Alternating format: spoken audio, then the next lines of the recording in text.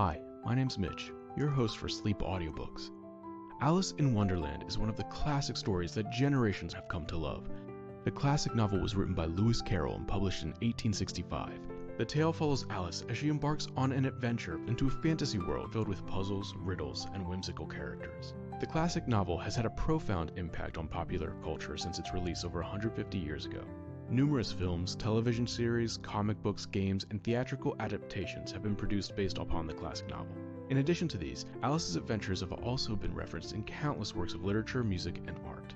Whether you are revisiting this classic story or listening to it for the very first time, Alice in Wonderland will always be one of the very best stories to fall asleep to. With its dizzying twists and shifting perspectives, it's almost like a dream itself. So let's have tea with the Mad Hatter and scold cats for appearing out of thin air too quickly. I am pleased to present our first Sleep Audiobooks exclusive, Alice's Adventures in Wonderland by Lewis Carroll, read by Phoebe Carroll. A Sleep Audiobooks exclusive.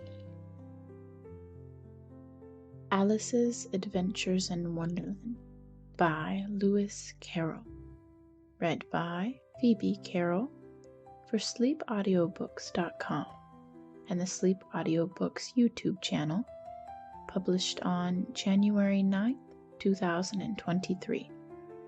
Alice in Wonderland. Chapter 1. Down the Rabbit Hole. Alice was beginning to get very tired of sitting by her sister on the bank, and of having nothing to do. Once or twice she had peeped into the book her sister was reading, but it had no pictures or conversations in it.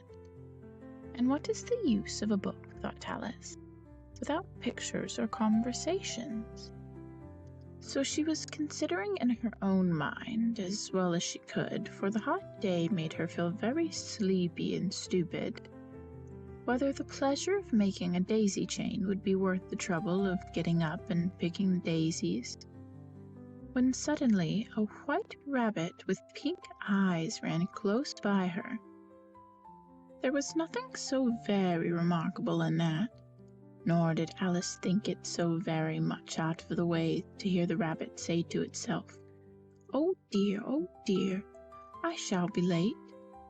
When she thought it over afterwards, it occurred to her that she ought to have wondered at this, but at the time it seemed quite natural. But when the rabbit actually took a watch out of its waistcoat pocket and looked at it, and then hurried on, Alice started to her feet, for it flashed across her mind that she had never before seen a rabbit with either a waistcoat pocket or a watch to take out of it, and burning with curiosity, she ran across the field after it, and fortunately was just in time to see it pop down a large rabbit hole under the hedge. In another moment, down went Alice after it, never once considering how in the world she was to get out again. The rabbit hole went straight on like a tunnel for some way, and then dipped suddenly down, so suddenly that Alice had not a moment to think about stopping herself, before she found herself falling down a very deep well. Either the well was very deep, or she fell very slowly, for she had plenty of time as she went down to look about her and to wonder what was going to happen next. First, she tried to look down and make out what she was coming to, but it was too dark to see anything. Then she looked at the sides of the well and noticed they were filled with cupboards and bookshelves. Here and there she saw maps and pictures hung upon pegs. She took down a jar from one of the shelves as she passed. It was labeled orange marmalade, but to her great disappointment, it was empty. She did not like to drop the jar for fear of killing somebody underneath, so managed to put it into one of the cupboards as she fell past it. Well, thought Alice to herself, after such a fall as this, I shall think nothing of tumbling downstairs. How brave they'll all think me at home. Why, I wouldn't say anything about it, even if I fell off the top of the house, which was very likely true. Down, down, down, Would the fall never come to an end? I wonder how many miles I've fallen by this time, she said aloud. I must be getting somewhere near the center of the earth. Let me see. That would be 4,000 miles down, I think. For you see, Alice had learnt several things of this sort in her lessons in the schoolroom. And though this was not a very good opportunity for showing off her knowledge, as there were no one to listen to her, still it was good practice to say it over. Yes, that's about the right distance. But then I wonder what latitude and longitude I've got to. Alice had no idea what latitude was or longitude either, but thought they were nice grand words to say. Presently she began again. I wonder if I shall fall right through the earth. How funny it'll seem to come out among the people that walk with their heads downward. The antipathies, I think. She was rather glad there was no one listening this time, as it didn't sound at all the right word. But I shall have to ask them what the name of the country is, you know. Please, ma'am, is this New Zealand or Australia? And she tried to curtsy as she spoke. Fancy curtsying as you're falling through the air. Do you think you could manage it? And what an ignorant little girl she'll think me for asking. No, it'll never do to ask. Perhaps I shall see it written up somewhere. Down, down, down. There was nothing else to do, so Alice soon began talking again. Dinah'll miss me very much tonight, I should think. Dinah was the cat. I hope they'll remember her saucer of milk at tea time. Dinah, my dear, I wish you were down here with me. There are no mice in the air, I'm afraid, but you might catch a bat, and that's very much like a mouse, you know. But do cats eat bats, I wonder? And here Alice began to get rather sleepy, and went on saying to herself in a dreamy sort of way, Do cats eat bats? Do cats eat bats? And sometimes, do bats eat cats? For you see, as she couldn't answer either question, it didn't much matter which way she put it. She felt that she was dozing off and had just begun to dream. She was walking hand in hand with Dinah, and saying to her very earnestly, Dinah, tell me the truth. Did you ever eat a bat? When suddenly, thump, thump, down she came upon a heap of sticks and dry leaves, and the fall was over. Alice was not a bit hurt, and she jumped up on her feet in a moment. She looked up, but it was all dark overhead. Before her was another long passage, and the white rabbit was still in sight, hurrying down it. There was not a moment to be lost. Away went Alice like the wind, and was just in time to hear it say as it turned a corner, Oh, my ears and whiskers, how late it's getting. She was getting close behind it when she turned the corner, but the rabbit was no longer to be seen. She found herself in a long, low hall, which was lit up by a row of lamps hanging from the roof. There were doors all around the hall, but they were all locked, and when Alice had been all the way down one side and up the other, trying every door, she walked sadly down the middle, wondering how she was ever to get out again. Suddenly she came upon a little three-legged table, all made of solid glass. There was nothing on it except a tiny golden key, and Alice's first thought was it might belong to one of the doors of the hall. But alas, either the locks were too large or the key was too small. But at any rate, it would not open any of them. However, on the second time, she came upon a low curtain she had not noticed before, and behind it was a little door about 15 inches high. She tried the little golden key in the lock, and to her great delight it fitted. Alice opened the door and found it led into a small passage, not much larger than a rat hole. She knelt down and looked along the passage into the loveliest garden you ever saw. How she longed to get out of that dark hall and wander among those beds of bright flowers and those cool fountains. But she could not even get her head through the doorway. Even if my head would go through, thought poor Alice, it would be of very little use without my shoulders. Oh, how I wish I could shut up like a telescope. I think I could if only I knew how to begin. For you see, so many out-of-the-way things had happened lately that Alice had begun to think that very few things indeed were really impossible. There seemed to be no use in waiting by the little door, so she went back to the table, half hoping she might find another key on it, or at any rate a book of rules for shutting people up like telescopes.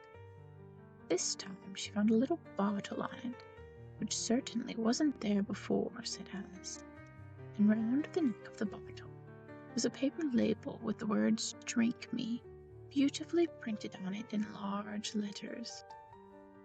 It was all very well to say "Drink me," but the wise little Alice was not going to do that in a hurry.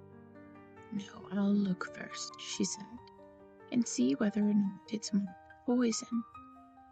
For she had read several nice little histories about children who got burnt and eaten up by wild beasts and other unpleasant things, all because they would not remember the simple rules their friends had taught them, such as that a red-hot poker will burn you if you hold it too long, and that if you cut your finger very deeply with a knife, it usually bleeds. And she had never forgotten if you drink much from a bottle marked poison, it is almost certain to disagree with you, sooner or later. However, this bottle was not marked poison, so Alice ventured to taste it, and finding it very nice, it had in fact a sort of mixed flavor of cherry tart, custard, pineapple, roast turkey, toffee, and hot buttered toast, she very soon finished it off. "What a curious feeling," said Alice. "I must be shutting up like a telescope." And so it was indeed. She was now only 10 inches high, and her face brightened up at the thought that she was now the right size for going through the little door into the lovely garden. First, however, she waited for a few minutes to see if she was going to shrink any further. She felt a little nervous about this, for it might end, you know, said Alice to herself. Am I going out altogether, like a candle? I wonder what I should be like then. And she tried to fancy what the flame of a candle is like after the candle is blown out, for she could not remember ever having seen such a thing.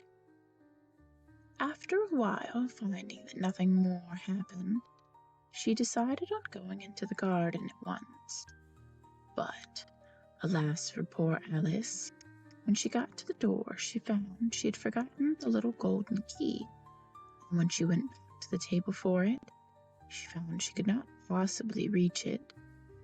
She could see it quite plainly through the glass, and she tried her best to climb up on one of the legs of the table, but it was too slippery, and when she had tired herself out with trying, the poor little thing sat down and cried.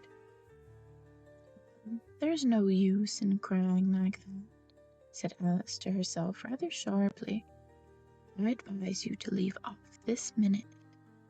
She generally gave herself very good advice, though she very seldom followed it, and sometimes she scolded herself so severely as to bring tears into her eyes.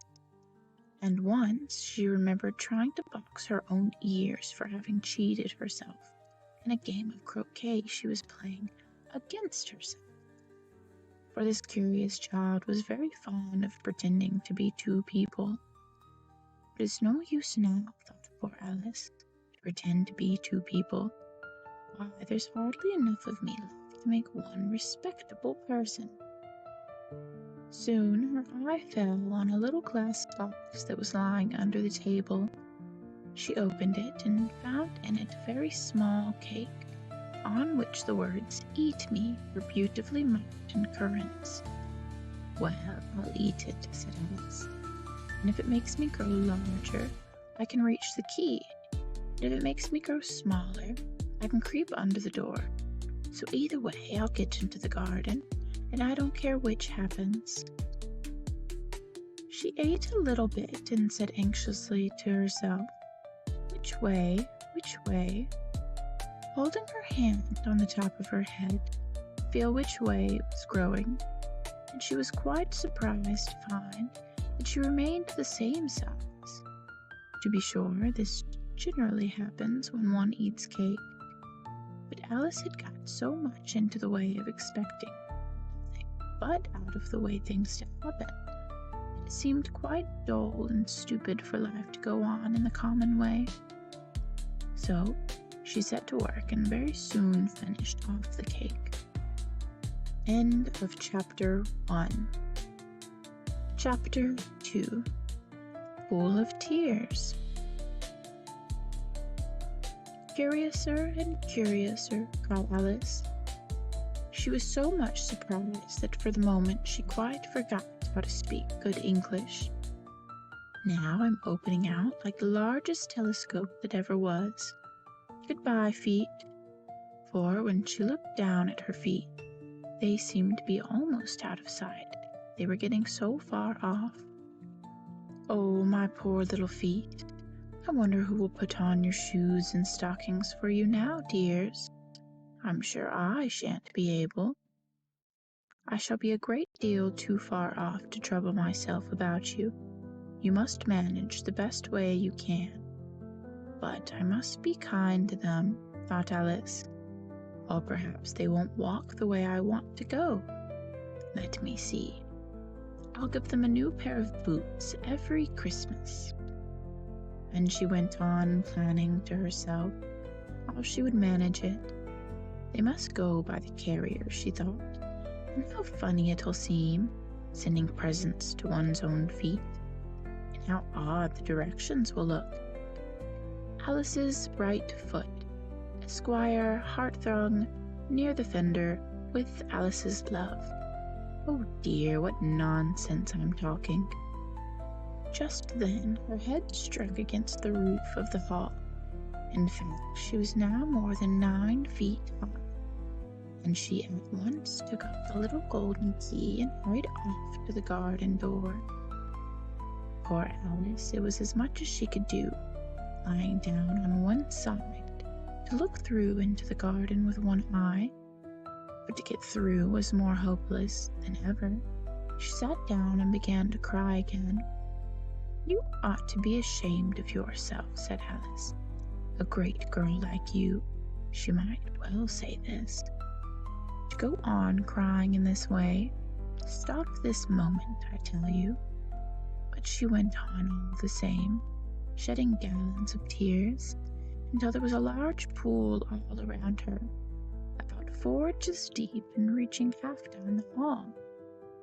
After a time she heard a little pattering of feet in the distance, and she hastily dried her eyes to see what was coming. It was the White Rabbit returning, splendidly dressed, with a pair of white kid gloves in one hand and a large fan in the other. He came trotting along in a great hurry, muttering to himself as he came, "Oh, the Duchess, the Duchess! Oh, won't she be savage if I've kept her waiting?" Alice felt so desperate that she was ready to ask help of anyone. So when the rabbit came near her, she began in a low, timid voice, "If you please, sir." The rabbit started violently, dropping the white kid gloves and the fan, and scurried away into the darkness as hard as he could go. Alice took up the fan and gloves, and as the hall was very hot, she kept fanning herself all the time she went on talking. "Dear, dear, how queer everything is today, and yesterday things went on just as usual. I wonder if I've been changed in the night. Let me think. Was I the same when I got up this morning? I almost think I can remember feeling a little different. But if I'm not the same, the next question is, who in the world am I? That's the great puzzle. And she began thinking over all the children she knew that were of the same age as herself, to see if she could have been changed for any of them. I'm sure I'm not Ada, she said, for her hair goes in such long ringlets, and mine doesn't go in ringlets at all. And I'm sure I can't be Mabel, for I know all sorts of things, and she knows such very little. Besides, she's she, and I'm I, and oh dear, how puzzling it all is. I'll try if I know all the things I used to know. Let me see. 4 times 5 is 12, and 4 times 6 is 13, and 4 times 7 is, oh dear, I shall never get to 20 at this rate. However, the multiplication table doesn't signify. Let's try geography. London is the capital of Paris, and Paris is the capital of Rome, and Rome, no, that's all wrong. I'm certain. Must have been changed for Mabel. I'll try and say how doth the little. And she crossed her hands on her lap as if she were saying lessons, and began to repeat it. But her voice sounded hoarse and strange, and the words did not come the same as they used to.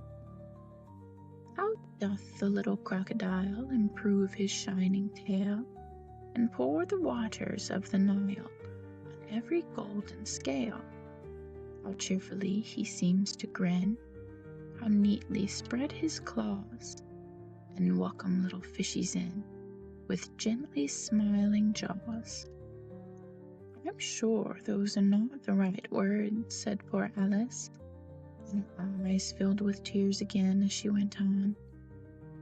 I must be Mabel after all, and I shall have to go and live in that poky little house, and have to no toys to play with, and oh, ever so many lessons to learn. No, I've made up my mind about it. If I'm Mabel, I'll stay down here. It'll be no use their putting their heads down and saying, "Come up again, dear." I shall only look up and say, "Who am I then? Tell me that first, and then if I like being that person, I'll come up. If not, I'll stay down here till I'm somebody else." But oh dear, cried Alice with a sudden burst of tears, I do wish they would put their heads down. I'm so very tired of being all alone here. As she said this, she looked down at her hands, and was surprised to see that she had put on one of the rabbit's little white kid gloves while she was talking. How can I have done that, she thought. I must be growing small again. She got up and went to the table to measure herself by it, and found that as nearly as she could guess, she was now about 2 feet high, and was going on shrinking rapidly. She soon found out that the cause of this was the fan she was holding, and she dropped it hastily, just in time to avoid shrinking away altogether. That was a narrow escape, said Alice, a good deal frightened at the sudden change, but very glad to find herself still in existence. And now for the garden. And she ran with all speed back to the little door. But alas, the little door was shut again, and the little golden key was lying on the glass table as before. And things are worse than ever, thought the poor child. For I never was so small as this before, never, and I declare it's too bad that it is. As she said these words, her foot slipped, and in another moment, splash, she was up to her chin in salt water. Her first idea was that she had somehow fallen into the sea, And in that case, I can go back by railway, she said to herself. Alice had been to the seaside once in her life, and had come to the general conclusion that wherever you go to on the English coast, you find a number of bathing machines in the sea, some children digging in the sand with wooden spades, then a row of lodging houses, and behind them a railway station. However, she soon made out that she was in the pool of tears which she had wept when she was 9 feet high. I wish I hadn't cried so much, said Alice, as she swam about, trying to find her way out. I shall be punished for it now, I suppose, by being drowned in my own tears. That will be a queer thing, to be sure. However, everything is queer today. Just then she heard something splashing about in the pool a little way off, and she swam nearer to make out what it was. At first she thought it must be a walrus or hippopotamus, but then she remembered how small she was now, and soon made out that it was only a mouse that had slipped in like herself. Would it be of any use now, thought Alice, to speak to this mouse? Everything is so out of the way down here that I should think very likely it can talk. At any rate, there's no harm in trying. So she began. "Oh, mouse, do you know the way out of this pool? I am very tired of swimming about here. Oh, mouse." Alice thought this must be the right way of speaking to a mouse. She'd never done such a thing before, but she remembered having seen in her brother's Latin grammar, a mouse, of a mouse, to a mouse, a mouse, O mouse. The mouse looked at her rather inquisitively, and seemed to her to wink with one of its little eyes, but it said nothing. Perhaps it doesn't understand English, thought Alice.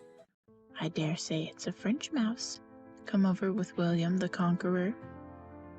For, with all her knowledge of history, Alice had no very clear notion how long ago anything had happened. So she began again. "Où est mes chat?"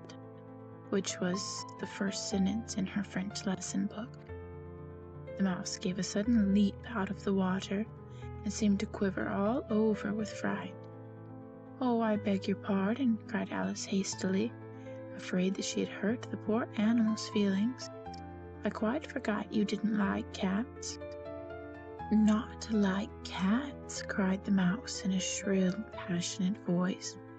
"Would you like cats if you were me?" "Well, perhaps not," said Alice in a soothing tone. "Don't be angry about it. And yet I wish I could show you our cat, Dinah. I think you'd take a fancy to cats if you could only see her. She's such a dear, quiet thing," Alice went on, after herself, as she swam lazily about in the pool. "And she sits purring so nicely by the fire, licking her paws and washing her face. She's such a nice, soft thing to nurse, and she's such a capital one for catching mice. Oh, I beg your pardon," cried Alice again, for this time the mouse was bristling all over, and she felt certain it must be offended. "We won't talk about her any more if you'd rather not." "We indeed," cried the mouse, who was trembling down to the end of its tail. "As if I would talk on such a subject. Our family always hated cats. Nasty, low, vulgar things. Don't let me hear the name again." "I won't indeed," said Alice, in a great hurry to change the subject of conversation. Are you fond of dogs?" The mouse did not answer, so Alice went on eagerly. "There is such a nice little dog near our house I should like to show you. A little bright-eyed terrier, you know, with, oh, such long curly brown hair, and it'll fetch things when you throw them. and it'll sit up and beg for its dinner and all sorts of things. I can't remember half of them, and it belongs to a farmer, you know. And he said it's so useful. It's worth £100. He says it kills all the rats and—" "Oh dear," cried Alice in a sorrowful tone. "I'm afraid I've offended it again." For the mouse was swimming away from her as hard as it could go, and making quite a commotion in the pool as it went.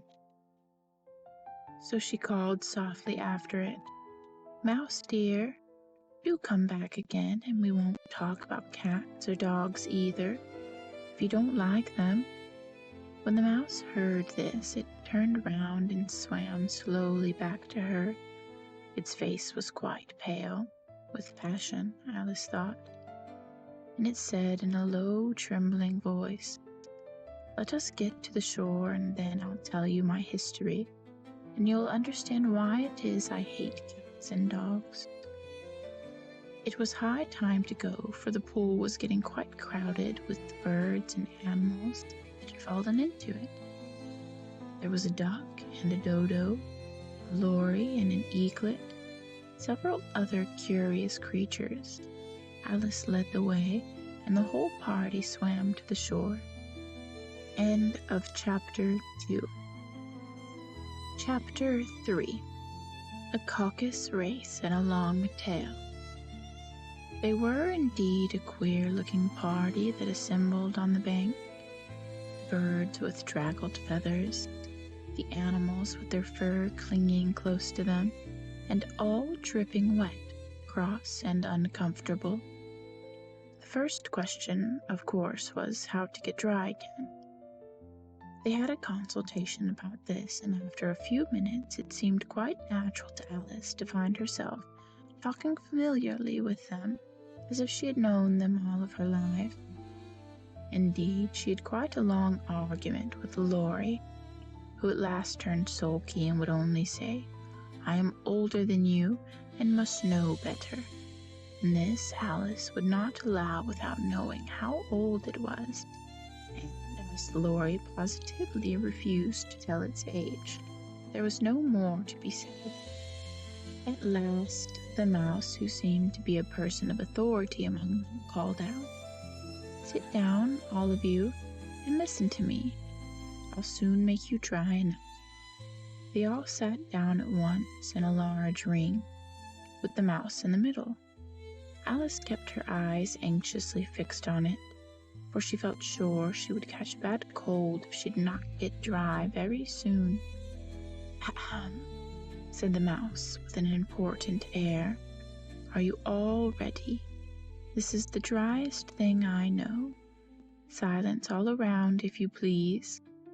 William the Conqueror, whose cause was favored by the Pope, was soon submitted to by the English, who wanted leaders and had been of late much accustomed to usurpation and conquest. Edwin and Morcar, the Earls of Mercia and Northumbria," said the lory with a shiver. "I beg your pardon," said the mouse, frowning but very politely. "Did you speak?" "Not I," said the lory hastily. "I thought you did," said the mouse. "I proceed. Edwin and Morcar, the Earls of Mercia and Northumbria, declared for him, and even Stigand, the patriotic Archbishop of Canterbury, found it advisable." "Found what?" said the duck. "Found it," the mouse replied rather crossly. "Of course you know what it means." "I know what it means well enough when I find a thing," said the duck. "It's generally a frog or a worm. The question is, what did the Archbishop find?" The mouse did not notice this question, but hurriedly went on. "Found it advisable to go with Edgar Atheling, to meet William and offer him the crown. William's conduct at first was moderate, but the insolence of his Normans— How are you getting on now, my dear?" it continued, turning to Alice as it spoke. "As wet as ever," said Alice in a melancholy tone. doesn't seem to try me at all." "In that case," said the dodo solemnly, rising to its feet, "I move that the meeting adjourn for the immediate adoption of more energetic remedies." "Speak English," said the eaglet. "I don't know the meaning of half those long words, and what's more, I don't believe you do either." And the eaglet bent down its head to hide a smile. Some of the other birds tittered audibly. "What I was going to say," said the dodo in an offended tone, "was the best thing to do to get us dry would be a caucus race." "What is a caucus race?" said Alice. Not that she wanted much to know, but the dodo had paused as if it thought that somebody ought to ask, and no one else seemed inclined to say anything. "Why," said the dodo, "the best way to explain it is to do it. And as you might like to try the thing yourself, some winter day, I will tell you how the dodo managed it. First, it marked out a race course in a sort of circle. The exact shape doesn't matter, it said. And then all the party were placed along the course here and there. There was no 1, 2, 3, and away. They began running when they liked, and left off when they liked, so that it was not easy to know when the race was over. However, when they had been running half an hour or so and were quite dry again, the dodo suddenly called out, "The race is over," and they all crowded round it, panting and asking, "But who has won?" This question the dodo could not answer without a great deal of thought, and it sat for a long time with one finger pressed upon its forehead, the position in which you usually see Shakespeare in the pictures of him, while the rest waited in silence. At last the dodo said, "Everybody has won, and all must have prizes." "But who is to give the prizes?" quite a chorus of voices asked. "Why, she, of course," said the dodo, pointing to Alice with one finger, and the whole party at once crowded round her, calling out in a confused way, "Prizes, prizes." Alice had no idea what to do, and in despair she put her hand in her pocket and pulled out a box of comfits. Luckily, the salt water hadn't gotten into it, and handed them round as prizes. There was exactly one apiece all around. "But she must have a prize herself, you know," said the mouse. "Of course," the dodo replied very gravely. "What else have you got in your pocket?" he went on, turning to Alice. "Only a thimble," said Alice sadly. "Hand it over here," said the dodo. Then they all crowded round her once more, while the dodo solemnly presented the thimble, saying, "We beg your acceptance of this elegant thimble." And when it had finished this short speech, they all cheered. Alice thought the whole thing very absurd. They all looked so grave that she did not dare to laugh, and as she could not think of anything to say, she simply bowed and took the thimble, looking as solemn as she could. The next thing was to eat the comfits. This caused some noise and confusion, as the large birds complained that they could not taste theirs, and the small ones choked and had to be patted on the back. However, it was over at last, and they sat down again in a ring and begged the mouse to tell them something more. "You promised to tell me your history, you know," said Alice, "and why it is you hate C and D," she added in a whisper, half afraid that it would be offended again. "Mine is a long and sad tale," said the mouse, turning to Alice and sighing. "It is a long tale, certainly," said Alice, looking down with wonder at the mouse's tail. "But why do you call it sad?" And she kept on puzzling about it while the mouse was speaking. so that her idea of the tale was something like this. Furry said to a mouse that he met in the house, "Let us both go to law. I will prosecute you. Come, I'll take no denial. We must have a trial. For really this morning I've nothing to do," said the mouse to the cur. "Such a trial, dear sir, with no jury or judge, would be wasting our breath." "I'll be the judge, I'll be the jury," said the cunning old furry. "I'll try the whole cause and condemn you to death." "You are not attending," said the mouse to Alice severely. "What are you thinking of?" "I beg your pardon," said Alice very humbly. "You had got to the fifth bend, I think." "I had not," cried the mouse sharply and very angrily. "A knot," said Alice, always ready to make herself useful, and looked anxiously about her. "Oh, do let me help to undo it." "I shall do nothing of the sort," said the mouse, getting up and walking away. "You insult me by talking such nonsense." "I didn't mean it," pleaded poor Alice, "but you're so easily offended, you know." The mouse only growled in reply. "Please come back and finish your story," Alice called after it, and the others all joined in chorus. "Yes, please do." But the mouse only shook its head impatiently and walked a little quicker. "What a pity it wouldn't stay," sighed the Lory. As soon as it was quite out of sight, and an old crab took the opportunity of saying to her daughter, "Ah, my dear, let this be a lesson to you to never lose your temper."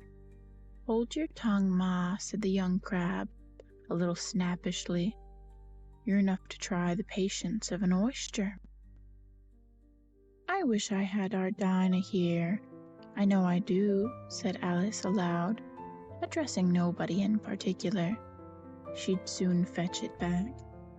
"And who is Dinah, if I might venture to ask the question?" said the Lory. Alice replied eagerly, for she was always ready to talk about her pet.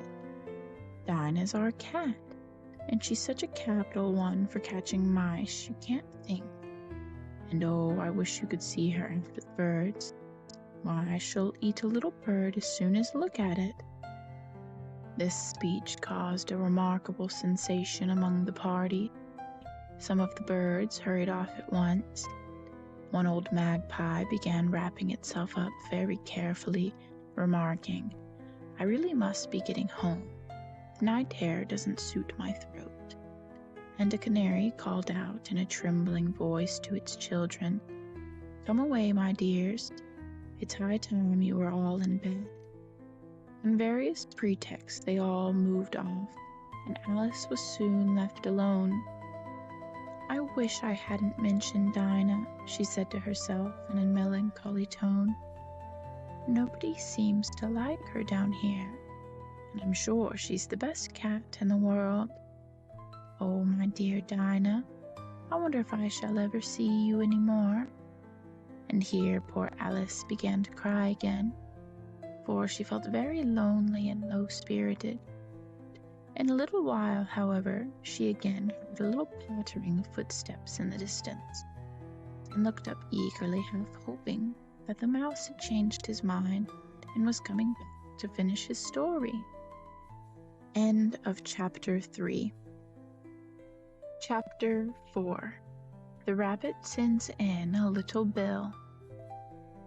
It was the White Rabbit trotting slowly back again, and looking anxiously about as it went, as if it had lost something, and she heard it muttering to itself, "The Duchess, the Duchess!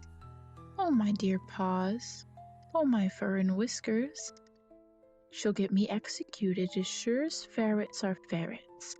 Where can I have dropped them, I wonder?" Alice guessed in a moment that it was looking for the fan and the pair of white kid gloves, and she very good-naturedly began hunting about for them, but they were nowhere to be seen. Everything seems to have changed since her swim in the pool. and the great hall with the glass table and the little door had vanished completely.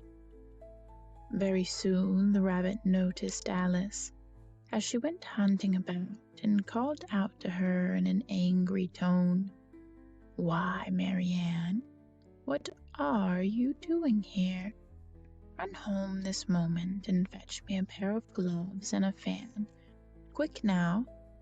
And Alice was so much frightened that she ran off at once in the direction it pointed to, without trying to explain the mistake it had made. "He took me for his housemaid," she said to herself as she ran. "How surprised he'll be when he finds out who I am. But I'd better take him his fan and gloves. That is, if I can find them."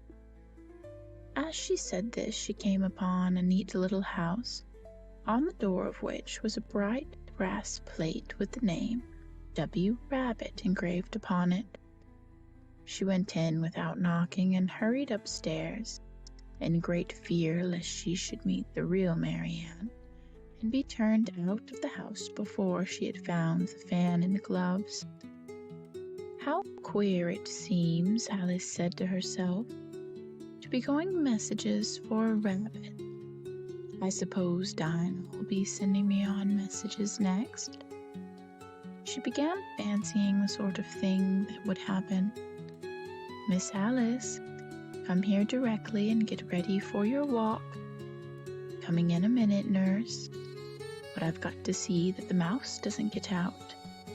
"Only I don't think," Alice went on, "that they'd let Dinah stop in the house if it began ordering people about like that." By this time she had found her way into a tidy little room with a table in the window, and on it, as she had hoped, a fan and 2 or 3 pairs of tiny white kid gloves. She took up the fan and a pair of gloves, and was just going to leave the room when her eye fell upon a little bottle that stood near the looking-glass. There was no label this time with the words "Drink Me," but nevertheless she uncorked it and put it to her lips. "I know something interesting is sure to happen," she said to herself, "whenever I drink or eat anything, so I'll just see what this bottle does. I do hope it'll make me grow large again, for really I am quite tired of being such a tiny little thing." It did so indeed, and much sooner than she had expected. Before she had drunk half the bottle, she found her head pressing against the ceiling, and had to stoop to save her neck from being broken. She hastily put down the bottle, saying to herself, "That's quite enough.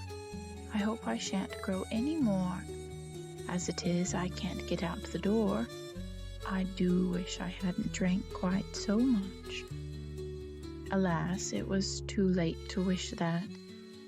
She went on growing and growing, and very soon had to kneel down on the floor.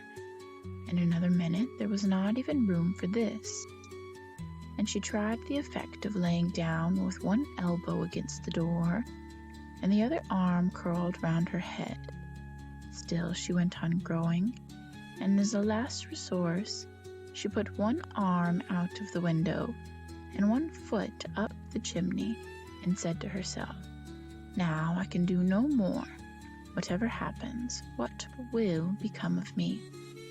Luckily for Alice, the little magic bottle had now had its full effect, and she grew no larger.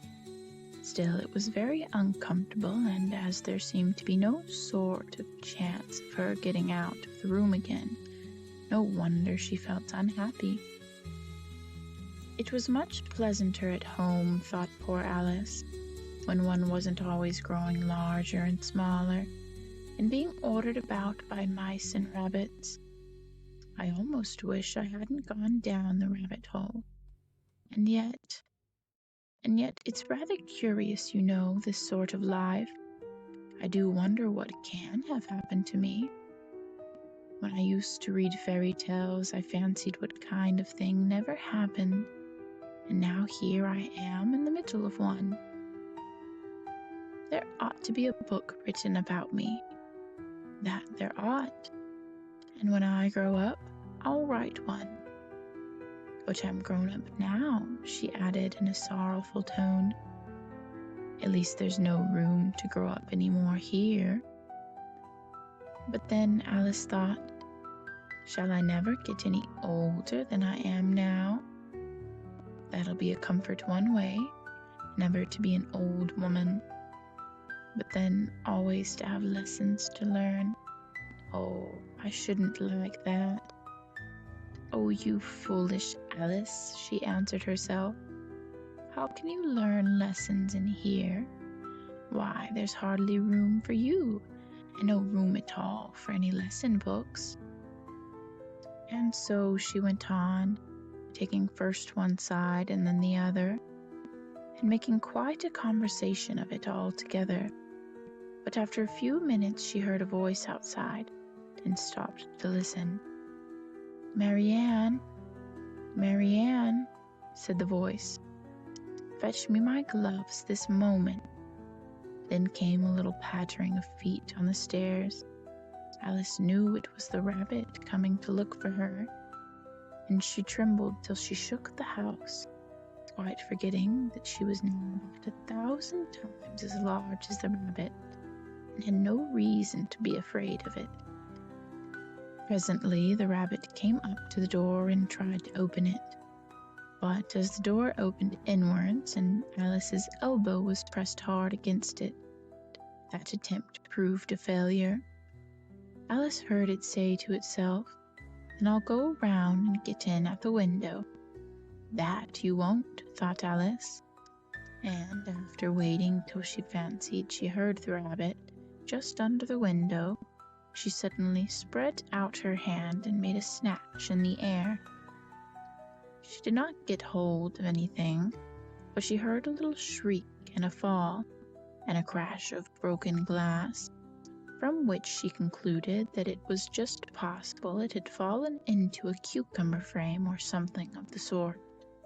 Next came an angry voice, the rabbit's. "Pat, Pat, where are you?" And then a voice she had never heard before. "Sure then, I'm here, diggin' for apples, your honor." "Diggin' for apples indeed," said the rabbit angrily. "Here, come and help me out of this. Now, tell me, Pat, what's that in the window?" "Sure, it's an arm, your honor." "An arm, you goose, who ever saw one that size? Why, it fills the whole window." "Sure it does, your honor, but it's an arm for all that." "But it's got no business there, at any rate. Go and take it away." There was a long silence after this, and Alice could only hear whispers now and then, such as, "Sure, I don't like it, your honor, at all, at all. Do as I tell you, you coward." And at last she spread out her hand again and made another snatch in the air. This time there were 2 little shrieks, and more sounds of broken glass. What a number of cucumber frames there must be, thought Alice. I wonder what they'll do next. As for pulling me out of the window, I only wish they could. I'm sure I don't want to stay in here any longer. She waited for some time without hearing anything more. At last came a rumbling of little cartwheels and the sound of a good many voices all talking together. She made out the words, "Where's the other ladder? Why, I hadn't bring but one. Bill's got the other. Bill, fetch it here, lad. Here, put 'em up at this corner. No, tie 'em together first. They don't reach half high enough yet. Oh, they'll do well enough, don't be particular. Here, Bill, catch hold of this rope. Will the roof bear? Mind that loose slate. Oh, it's coming down, heads below. Now, who did that? It was Bill, I fancy. Who's to go down the chimney? Nay, I shan't. You do it. "That I won't. Bill's to go down. Here, Bill, the master says you're to go down the chimney." "Oh, so Bill's got to come down the chimney, has he?" said Alice to herself. Shy, they seem to put everything upon Bill. I wouldn't be in Bill's place for a good deal. This fireplace is narrow, to be sure, but I think I can kick a little. She drew her foot as far down the chimney as she could, and waited till she heard a little animal. She couldn't guess of which sort it was, scratching and scrambling about in the chimney close above her. Then, saying to herself, "This is Bill," she gave one sharp kick and waited to see what would happen next. The first thing she heard was a general chorus of "There goes Bill," then the rabbit's voice along, "Catch him, you by the hedge," then silence, then another confusion of voices, "Hold up his head, brandy now, don't choke him. How was it, old fellow? What happened to you? Tell us all about it." Last came a little feeble, squeaking voice. "That's Bill," thought Alice. "Well, I hardly know. No more, thank you. I'm better now. But I'm a deal too flustered to tell you. All I know is something comes at me like a jack-in-the-box, and up I goes like a skyrocket." "So you did, old fellow," said the others. "We must burn the house down," said the rabbit's voice, and Alice called out as loud as she could, "If you do, I'll set Dinah at you." There was a dead silence instantly, and Alice thought to herself, "I wonder what will they do next? If they had any sense, they'd take the roof off." After a minute or two, they began moving about again, and Alice heard the rabbit say, "A barrow full will do, to begin with." A barrow full of what? thought Alice.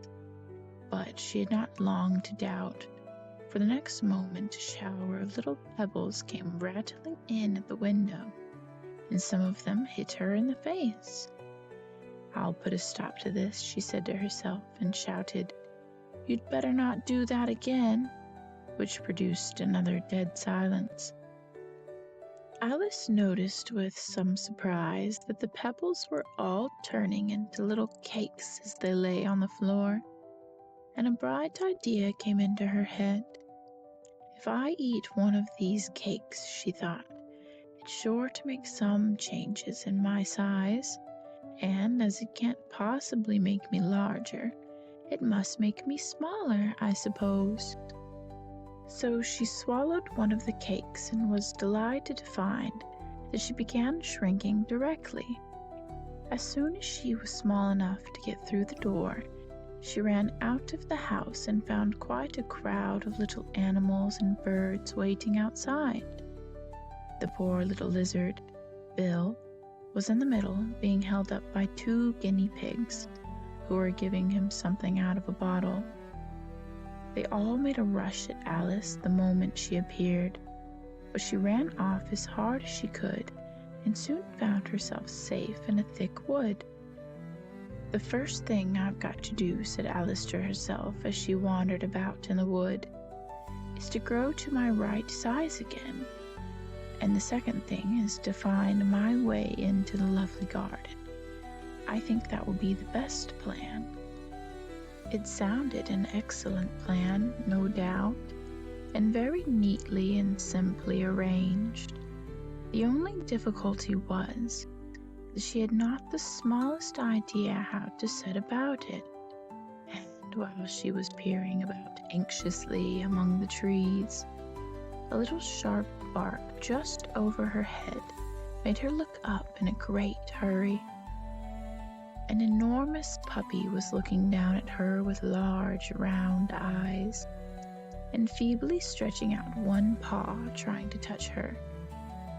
"Poor little thing," said Alice in a coaxing tone, and she tried hard to whistle to it, but she was terribly frightened all the time at the thought that it might be hungry, in which case it would be very likely to eat her up in spite of all of her coaxing.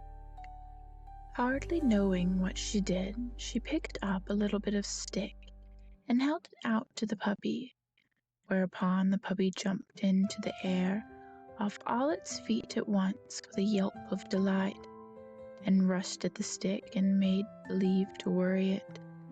Then Alice dodged behind a great thistle to keep herself from being run over, and the moment she appeared on the other side, the puppy made another rush at the stick and tumbled head over heels in its hurry to get a hold of it. Then Alice, thinking it was very like having a game of play with a cart horse, and expecting every moment to be trampled under its feet, ran round the thistle again.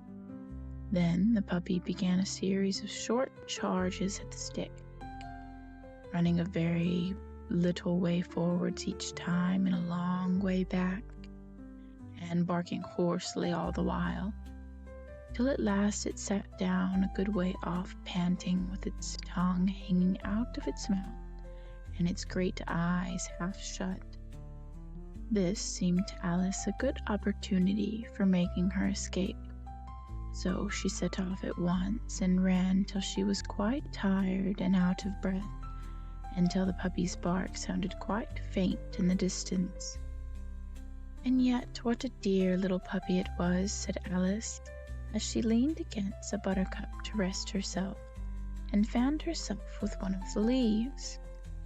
"I should have liked teaching it tricks very much if I'd only been the right size to do it. Oh dear, I'd nearly forgotten that I've got to grow up again. Let me see, how is it to be managed? I suppose I ought to eat or drink something or other. But the great question is, what?" The great question certainly was what.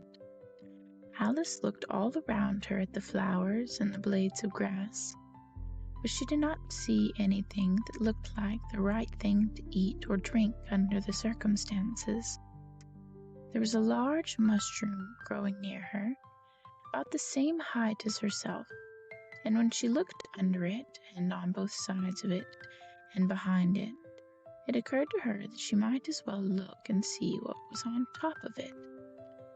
She stretched herself up on tiptoe and peeped over the edge of the mushroom, and her eyes immediately met those of a large blue caterpillar that was sitting on top with its arms folded, quietly smoking a long hookah and taking not the smallest notice of her or of anything else.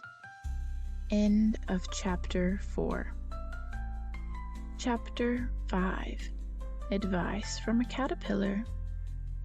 The caterpillar and Alice looked at each other for some time in silence.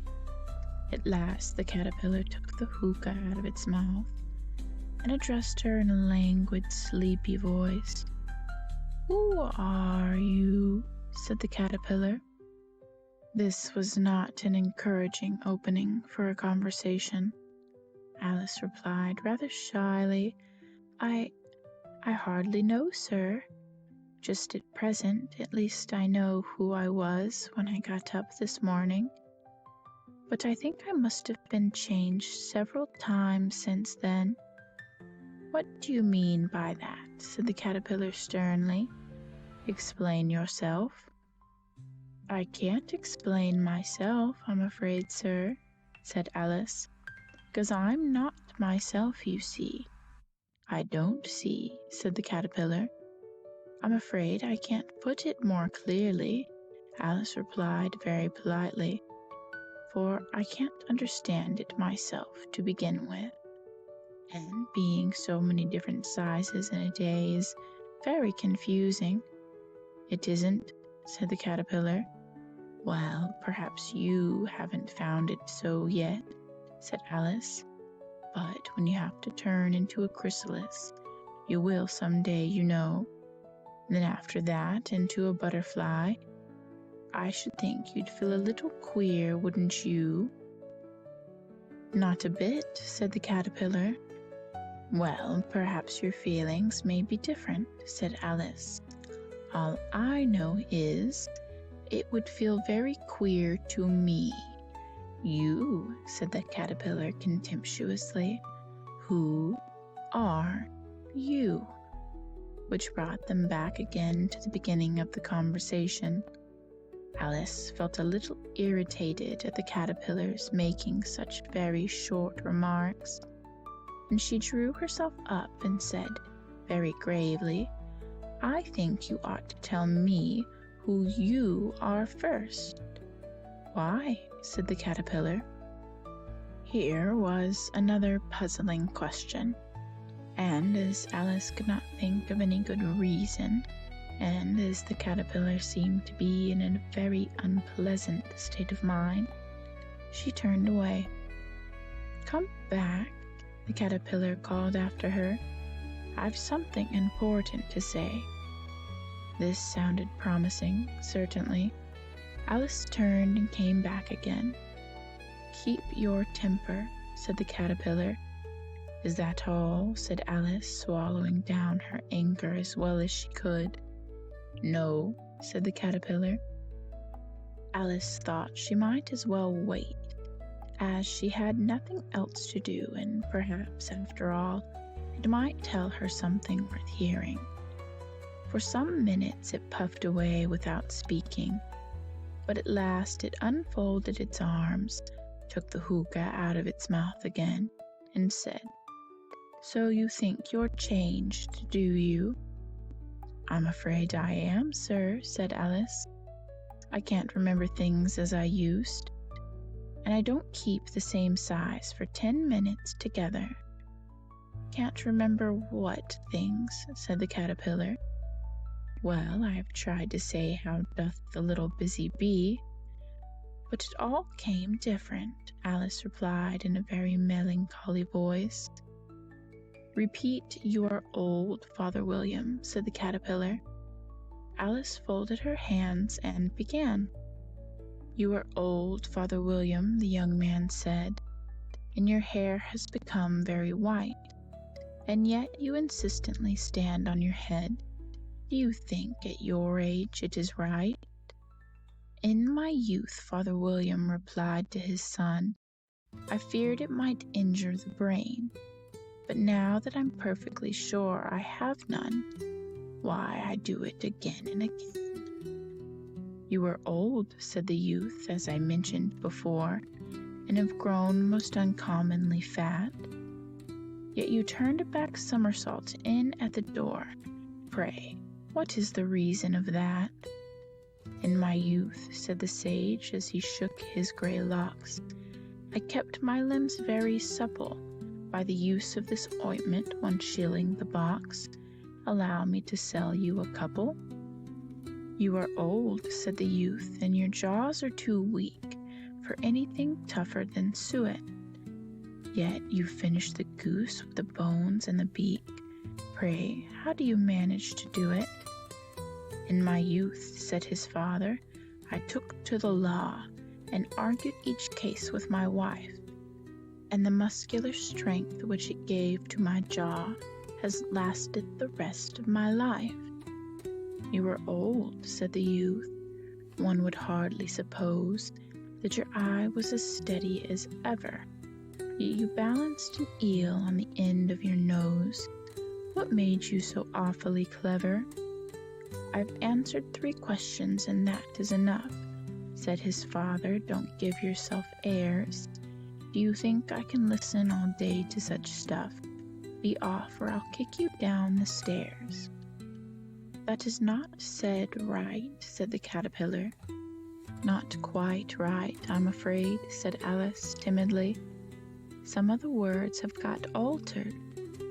It is wrong from beginning to end, said the caterpillar decidedly, and there was silence for some minutes. The caterpillar was the first to speak. What size do you want to be? It asked. Oh, I'm not particular as to size, Alice replied hastily. Only one doesn't like changing so often, you know. I don't know, said the caterpillar. Alice said nothing. She had never been so much contradicted in her life before, and she felt that she was losing her temper. "Are you content now?" said the caterpillar. "Well, I should like to be a little larger, sir, if you wouldn't mind," said Alice. 3 inches is such a wretched height to be." "It is a very good height indeed," said the caterpillar angrily, rearing itself upright as it spoke. It was exactly 3 inches high. "But I'm not used to it," pleaded poor Alice in a piteous tone, and she thought of herself. "I wish the creatures wouldn't be so easily offended." "You'll get used to it in time," said the caterpillar, and it put the hookah into its mouth and began smoking again. This time Alice waited patiently until it chose to speak again. In a minute or two the caterpillar took the hookah out of its mouth and yawned once or twice and shook itself. Then it got down off the mushroom and crawled away in the grass, merely remarking as it went, "One side will make you grow taller, and the other side will make you grow shorter." "One side of what? The other side of what?" thought Alice to herself. "Of the mushroom," said the caterpillar, just as if she had asked it aloud, and in another moment it was out of sight. Alice remained looking thoughtfully at the mushroom for a minute, trying to make out which were the 2 sides of it. As it was perfectly round, she found this a very difficult question. However, at last, she reached her arms round it as far as they would go, and broke off a bit of the edge with each hand. "Now, which is which?" she said to herself, and nibbled a little of the right hand bit to try the effect. The next moment she felt a violent blow underneath her chin. It had struck her foot. She was a good deal frightened by this sudden change, but she felt that there was no time to be lost, as she was shrinking rapidly, so she set to work at once to eat some of the other bit.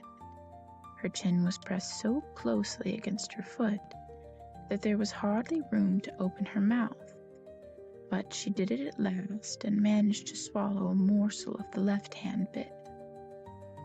My head's free at last," said Alice in a tone of delight, which changed into alarm in another moment, when she found that her shoulders were nowhere to be found. All she could see when she looked down was an immense length of neck, which seemed to rise like a stalk out of a sea of green leaves that lay far below her. "What can all that green stuff be?" said Alice. "And where have my shoulders got to? And oh, my poor hands, how is it I can't see you?" She was moving them about as she spoke, but no result seemed to follow, except a little shaking among the distant green leaves. As there seemed to be no chance of getting her hands up to her head, she tried to get her head down to them, and was delighted to find that her neck would bend about easily in any direction, like a serpent. She had just succeeded in curving it down in a graceful zigzag, and was going to dive in among the leaves, which she found to be nothing but the tops of trees under which she had been wandering, when a sharp hiss made her draw back in a hurry. A large pigeon had flown into her face and was beating her violently with its wings. "Serpent!" screamed the pigeon. "I'm not a serpent," said Alice indignantly. "Let me alone." "Serpent, I say again," repeated the pigeon, but in a more subdued tone, and again with a kind of snob. "I've tried every way, and nothing seems to suit them." "I haven't the least idea what you're talking about," said Alice. "I've tried the roots of trees, and I've tried banks, and I've tried hedges," the pigeon went on without attending to her. "But those serpents, there's no pleasing them." Alice was more and more puzzled. but she thought there was no use in saying anything more till the pigeon had finished. "As it wasn't trouble enough hatching the eggs," said the pigeon, "but I must be on the lookout for serpents night and day. Why, I haven't had a wink of sleep these past 3 weeks." "I'm very sorry you've been annoyed," said Alice, who was beginning to see its meaning. "And just as I'd taken the highest tree in the wood," continued the pigeon, raising its voice to a shriek, "and just as I was thinking I should be free of them at last, they must needs come wriggling down from the sky. A serpent." "I'm not a serpent, I tell you," said Alice. I'm a, well, what are you?" said the pigeon. "I can see you're trying to invent something." I'm a little girl," said Alice, rather doubtfully, as she remembered the number of changes she had gone through that day. "A likely story indeed," said the pigeon in a tone of the deepest contempt. "I've seen a good many little girls in my time, but never one with such a neck as them. No, you're a serpent, and there's no use denying it. I suppose you'll be telling me next that you've never tasted an egg." "I have tasted eggs, certainly," said Alice, who was a very truthful child. "But little girls eat eggs quite as much as serpents do, you know." "I don't believe it," said the pigeon. "But if they do, why then they're a kind of serpent. That's all I can say." This was such a new idea to Alice that she was quite silent for a minute or two, which gave the pigeon the opportunity of adding, "You're looking for eggs, I know that well enough. And what does it matter to me whether you're a little girl or a serpent?" "It matters a good deal to me," said Alice hastily. "But I'm not looking for eggs, as it happens, and if I was, I shouldn't want yours. I don't like them raw." "Well, be off then," said the pigeon in a sulky tone. As it settled down again into its nest, Alice crouched down among the trees as well as she could, for her neck kept getting entangled among the branches, and every now and then she had to stop and untwist it. After a while she remembered that she still held the pieces of mushroom in her hand, and she set to work very carefully, nibbling first at one and then at the other, and growing sometimes taller and sometimes shorter, until she had succeeded in bringing herself down to her usual height. It was so long since she had been anything near the right size that it felt quite strange at first, but she got used to it in a few minutes and began talking to herself as usual. "There's half my plan done now. How puzzling all these changes are. I'm never sure what I'm going to be from one minute to another. However, I've got back to my right size. The next thing is to get into that beautiful garden. How is that to be done, I wonder?" As she said this, she came suddenly upon an open place, with a little house in it about 4 feet high. "Whoever lives there," thought Alice, "it'll never do to come upon them this size. Why, I should frighten them out of their wits." So she began nibbling at the right-hand bit again, and did not venture to go near the house till she had brought herself down to 9 inches high. End of Chapter 5. Chapter 6. Pig and Pepper. For a minute or two she stood looking at the house and wondering what to do next, when suddenly a footman in livery came running out of the wood. She considered him to be a footman because he was in livery. Otherwise, judging by his face only, she would have called him a fish, and rapped loudly at the door with his knuckles. It was opened by another footman in livery, with a round face and large eyes like a frog, and both footmen, Alice noticed, had powdered hair that curled all over their heads. She felt very curious to know what it was all about, and crept a little way out of the wood to listen. The fish footman began by producing from under his arm a great letter, nearly as large as himself, and this he handed over to the other, saying in a solemn tone, "For the Duchess, an invitation from the Queen to play croquet." The frog footman repeated in the same solemn tone, only changing the order of the words a little. "From the Queen, an invitation for the Duchess to play croquet." Then they both bowed low, and their curls got entangled together. Alice laughed so much at this that she had to run back into the wood for fear of their hearing her, and when she next peeped out, the fish footman was gone, and the other was sitting on the ground near the door, staring stupidly up into the sky. Alice went timidly up to the door and knocked. "There's no sort of use in knocking," said the footman, "and that for 2 reasons. First, because I am on the same side of the door as you are. Secondly, because they're making such a noise inside, no one could possibly hear you." And certainly there was a most extraordinary noise going on within, a constant howling and sneezing, and every now and then a great crash, as if a dish or kettle had been broken to pieces.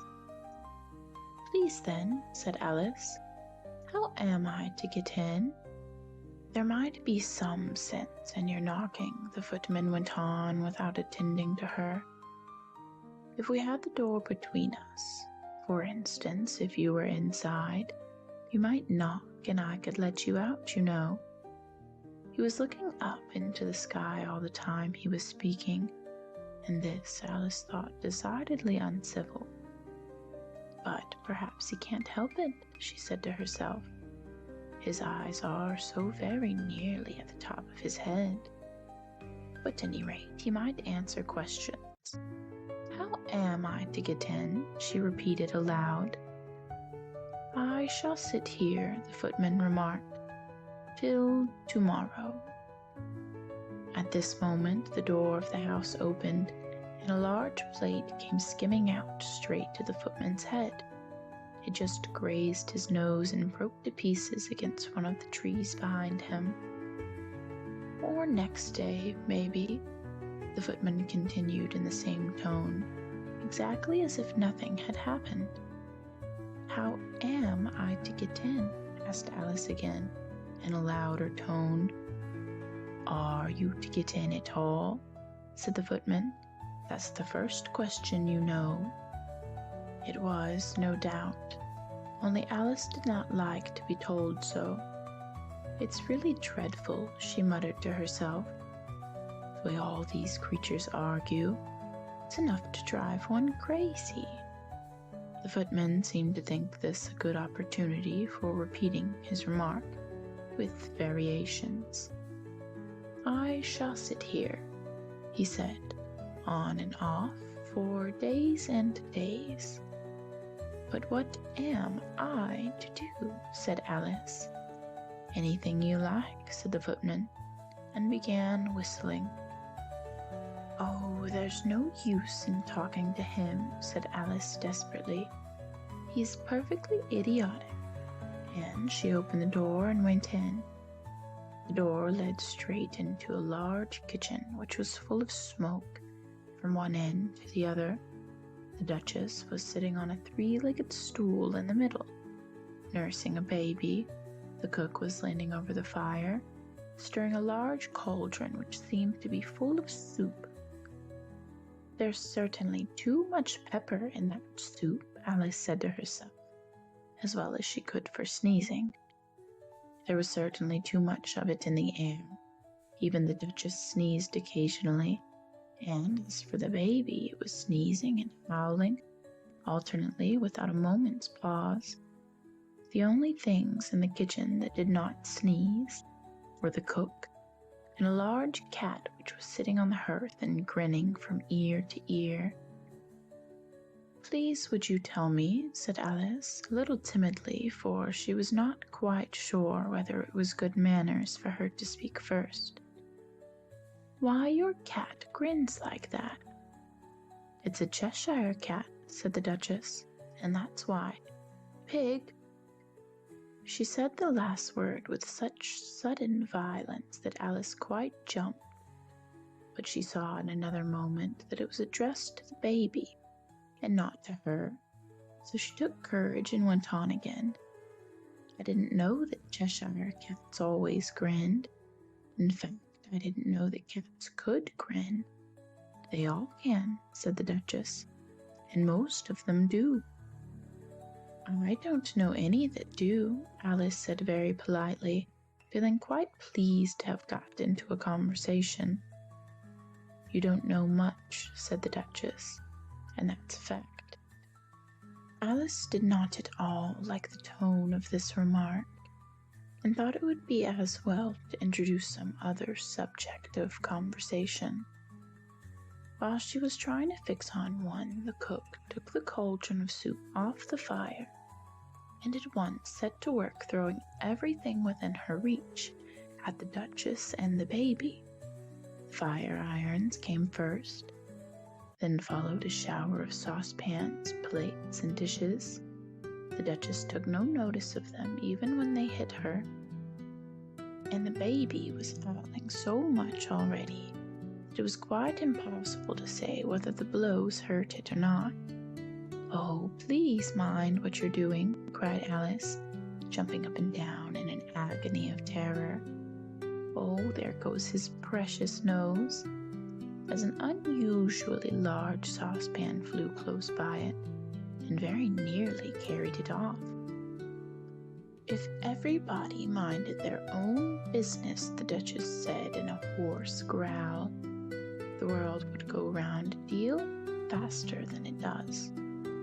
"Which would not be an advantage," said Alice, who felt very glad to get an opportunity of showing off a little of her knowledge. "Just think of what work it would make with the day and night. You see, the earth takes 24 hours to turn around on its axis."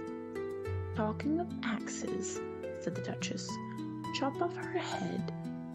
Alice glanced rather anxiously at the cook to see if she meant to take the hint.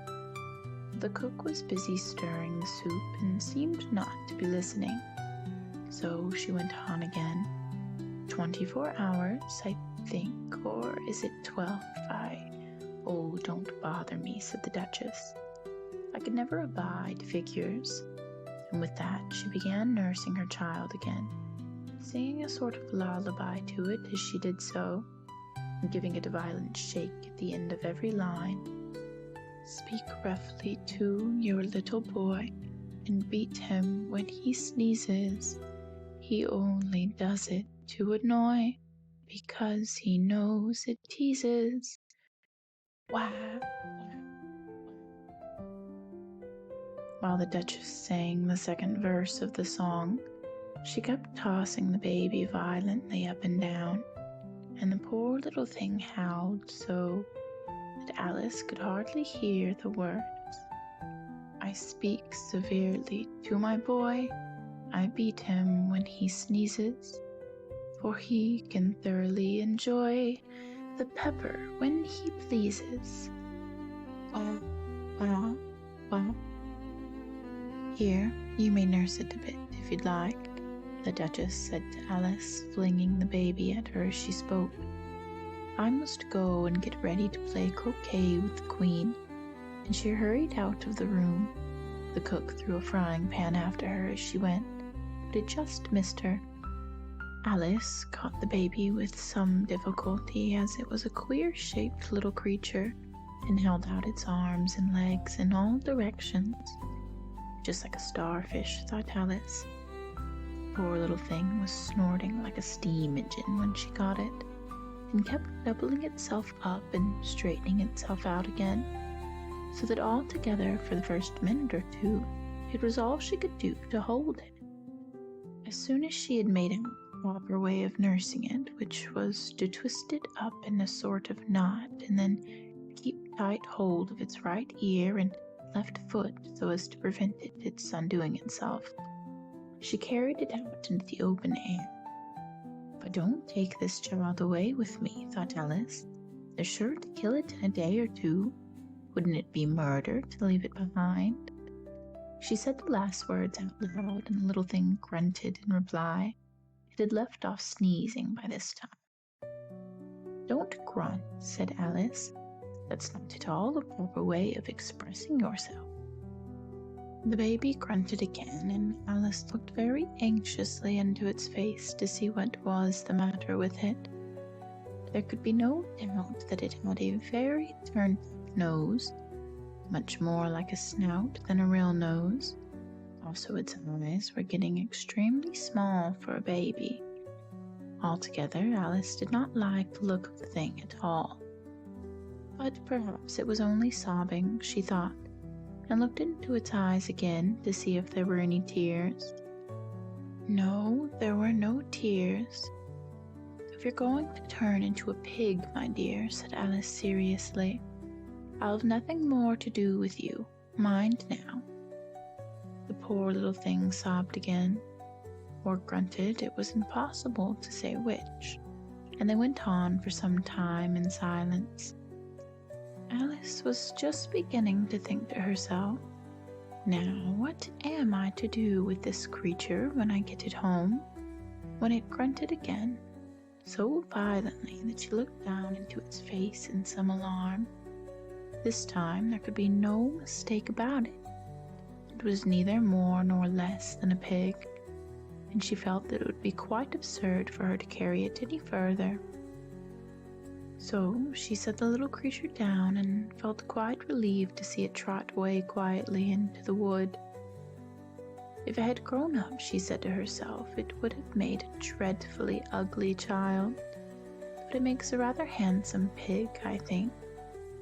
And she began thinking over other children she knew, who might do very well as pigs, and was just saying to herself if one only knew the right way to change them, when she was a little startled by seeing the Cheshire Cat sitting on the bough of a tree a few yards off. The cat only grinned when it saw Alice. It looked good-natured, she thought, still it had very long claws and a great many teeth, so she felt that it ought to be treated with respect. "Cheshire Puss," she began rather timidly, as she did not know at all whether it would like the name. However, it only grinned a little wider. "Come, it's pleased so far," thought Alice, and she went on. "Would you tell me, please, which way I ought to go from here?" "It depends a great deal on where you want to get to," said the cat.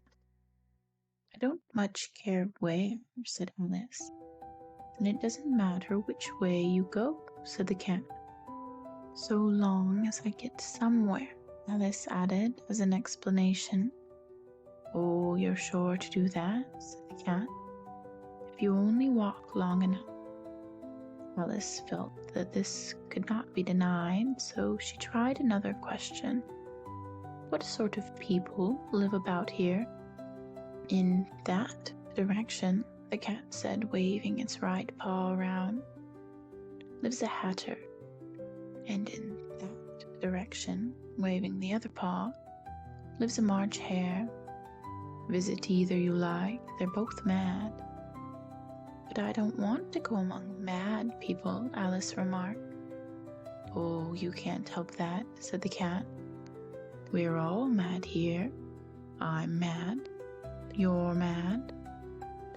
"How do you know I'm mad?" said Alice.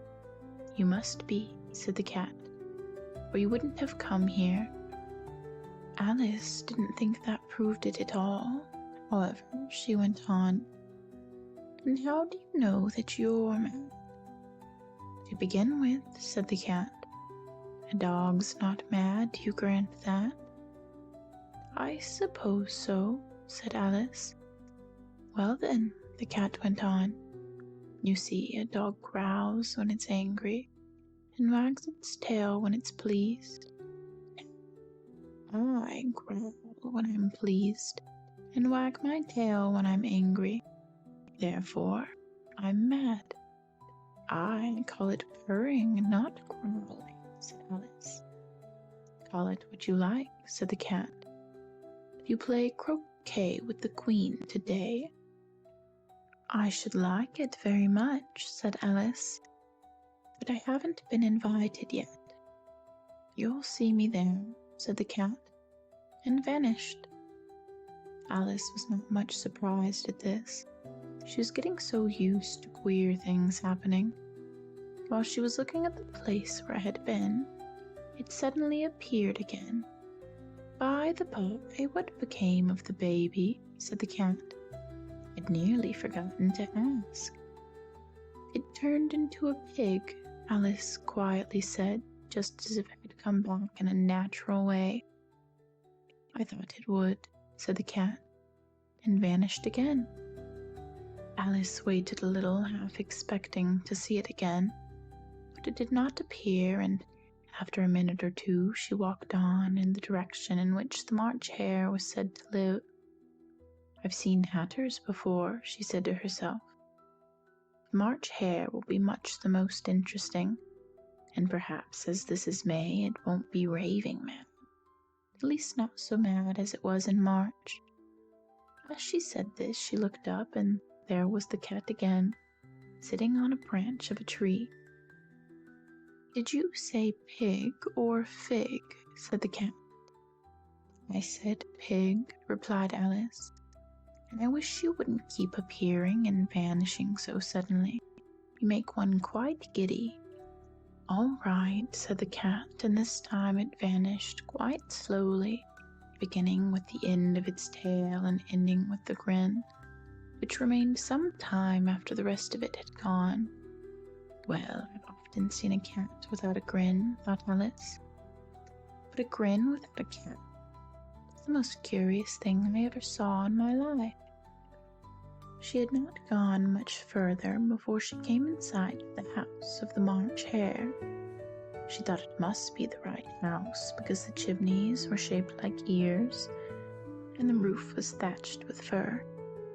It was so large a house that she did not like to go nearer till she had nibbled some more of the left-hand bit of the mushroom, and raised herself to be about 2 feet high.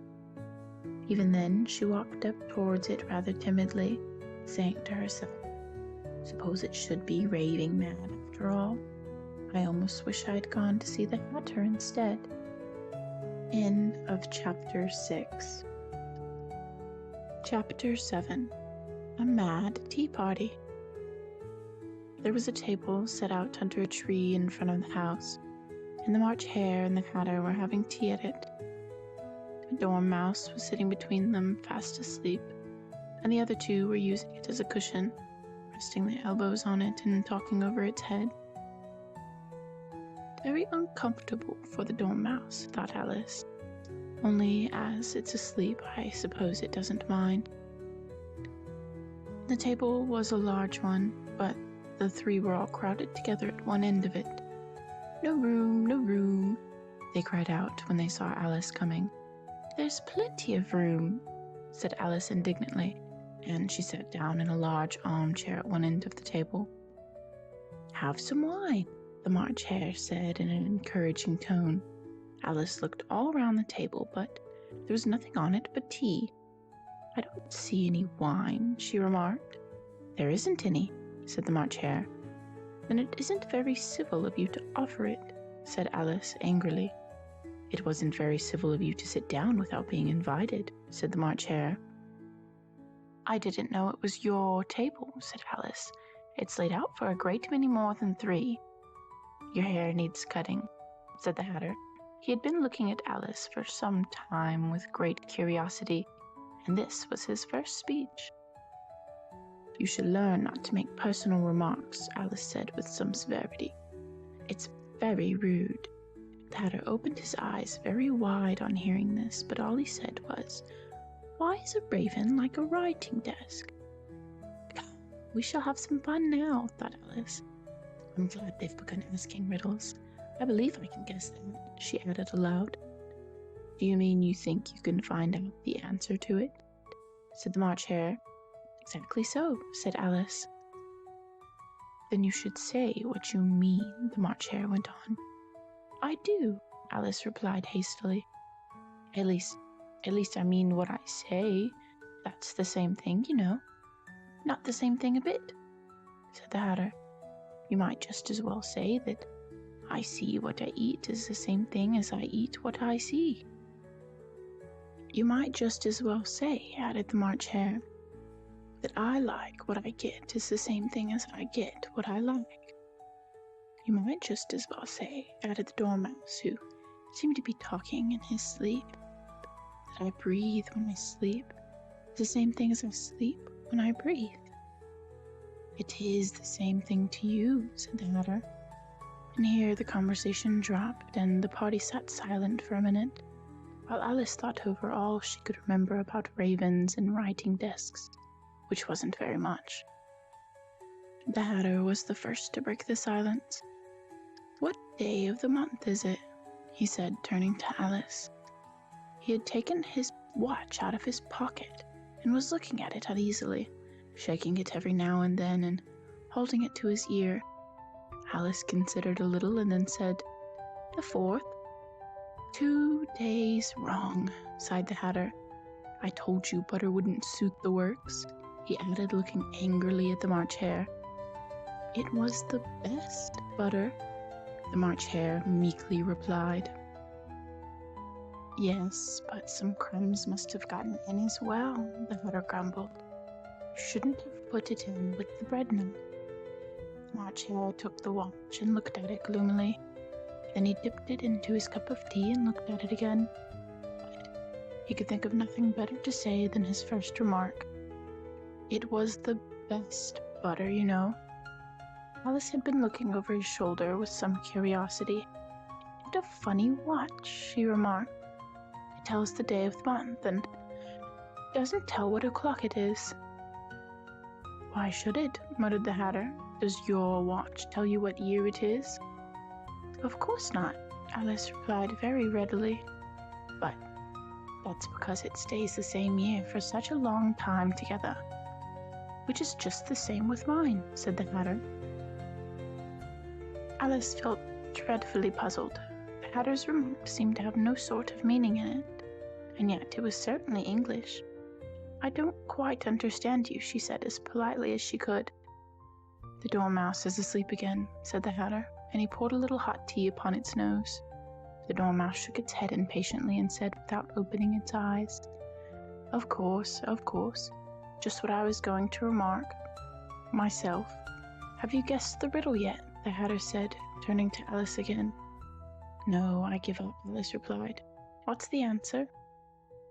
"I haven't the slightest idea," said the Hatter. "Nor I," said the March Hare. Alice sighed wearily.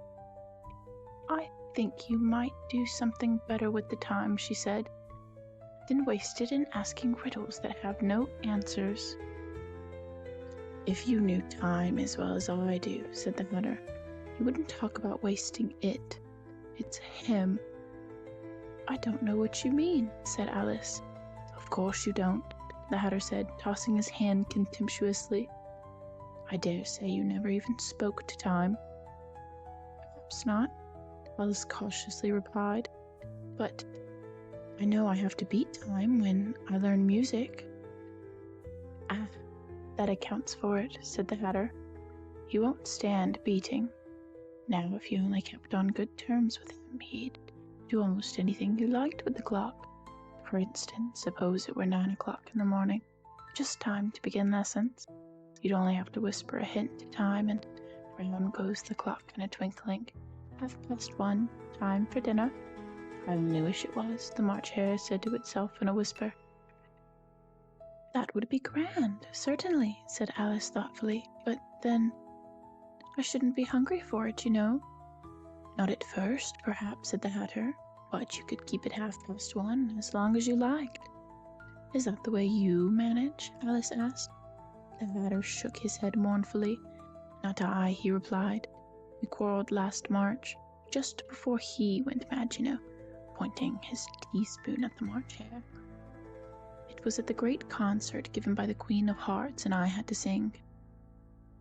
Twinkle, twinkle, little bat, how I wonder where you're at. You know the song, perhaps. I've heard something like it, said Alice. It goes on, the Hatter continued in this way. Up above the world you fly, like a tea tray in the sky. Twinkle, twinkle. Here the Dormouse shook itself and began singing in its sleep. Twinkle, twinkle, twinkle, twinkle, and went on so long that they had to pinch it to make it stop. Well, I'd hardly finished the first verse, said the Hatter, when the Queen jumped up and bawled out, He's murdering the time, off with his head. How dreadfully savage, exclaimed Alice. And ever since that, the Hatter went on in a mournful tone, he won't do a thing I ask. It's always 6 o'clock now. A bright idea came into Alice's head. Is that the reason so many tea things are put out here? She asked. Yes, that's it, said the Hatter with a sigh. It's always tea time, and we've no time to wash the things between whiles. Then you keep moving round, I suppose, said Alice. Exactly so, said the Hatter, as things get used up. But what happens when you come to the beginning again? Alice ventured to ask. Suppose we change the subject, the March Hare interrupted, yawning. I'm getting tired of this. I vote the young lady tells us a story.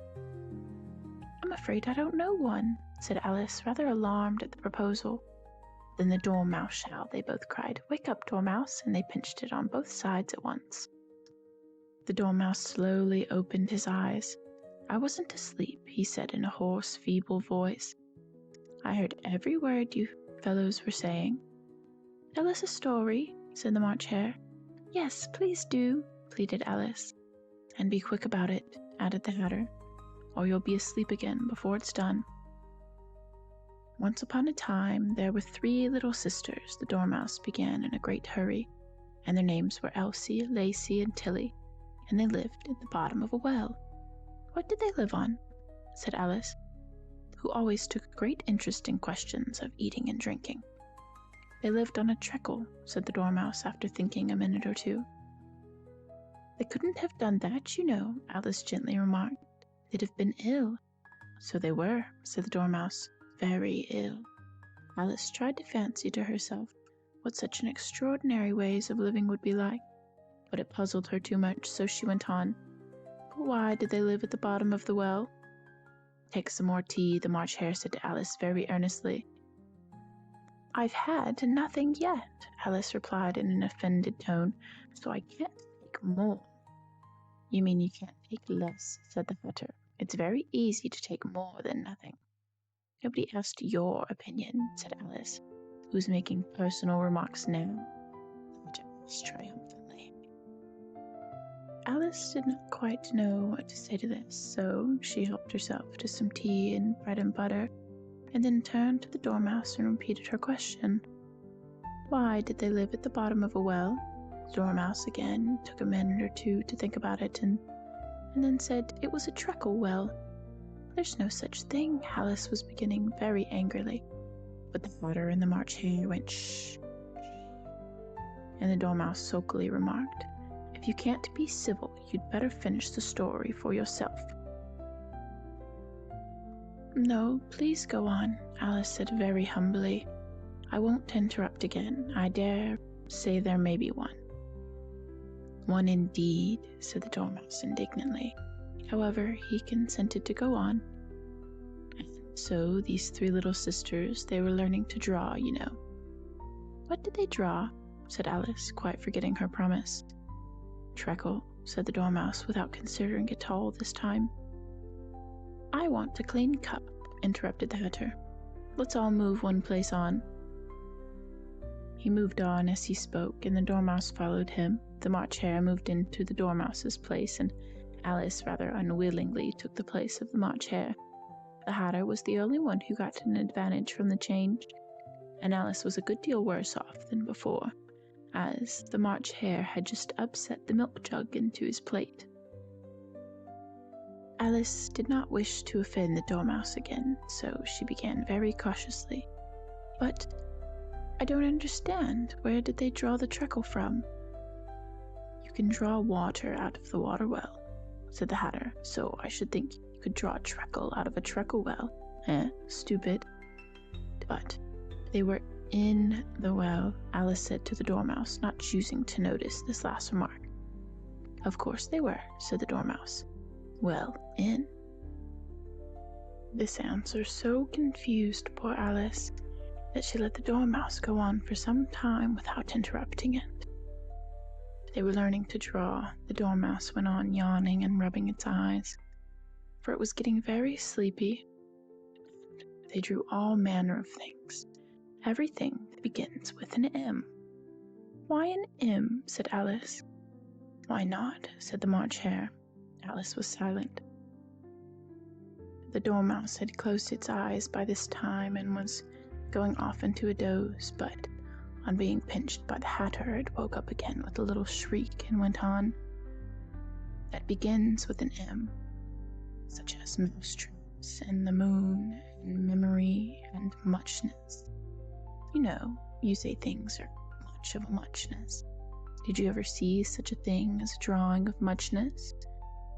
"Really, now you ask me," said Alice, very much confused. "I don't think." "Then you shouldn't talk," said the Hatter. This piece of rudeness was more than Alice could bear. She got up in a great disgust and walked off. The Dormouse fell asleep instantly, and neither of the others took the least notice of her going, though she looked back once or twice, half hoping they would call after her. The last time she saw them, they were trying to put the Dormouse into the teapot. "At any rate, I'll never go there again," said Alice as she picked her way through the woods. "It's the stupidest tea party I ever was at in all my life." Just as she said this, she noticed that one of the trees had a door leading into it. "That's very curious," she thought. "But everything's curious today. I think I may as well go in at once." And in she went. Once more she found herself in the long hall and close to the little glass table. "Now, I'll manage better this time," she said to herself, and began by taking the little golden key and unlocking the door that led to the garden. Then she went to work nibbling at the mushroom. She'd kept a piece of it in her pocket till she was about a foot high.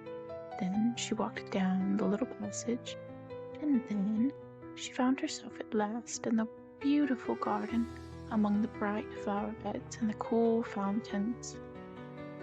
End of Chapter 7. Chapter 8. The Queen's Croquet Ground. A large rose tree stood near the entrance of the garden. The roses growing on it were white, but there were gardeners at it busily painting them red. Alice thought this a very curious thing, and she went near to watch them. And just as she came up to them, she heard one of them say, "Look out now, Five. Don't go splashing paint over me like that." "I can't help it," said Five in a sulky tone.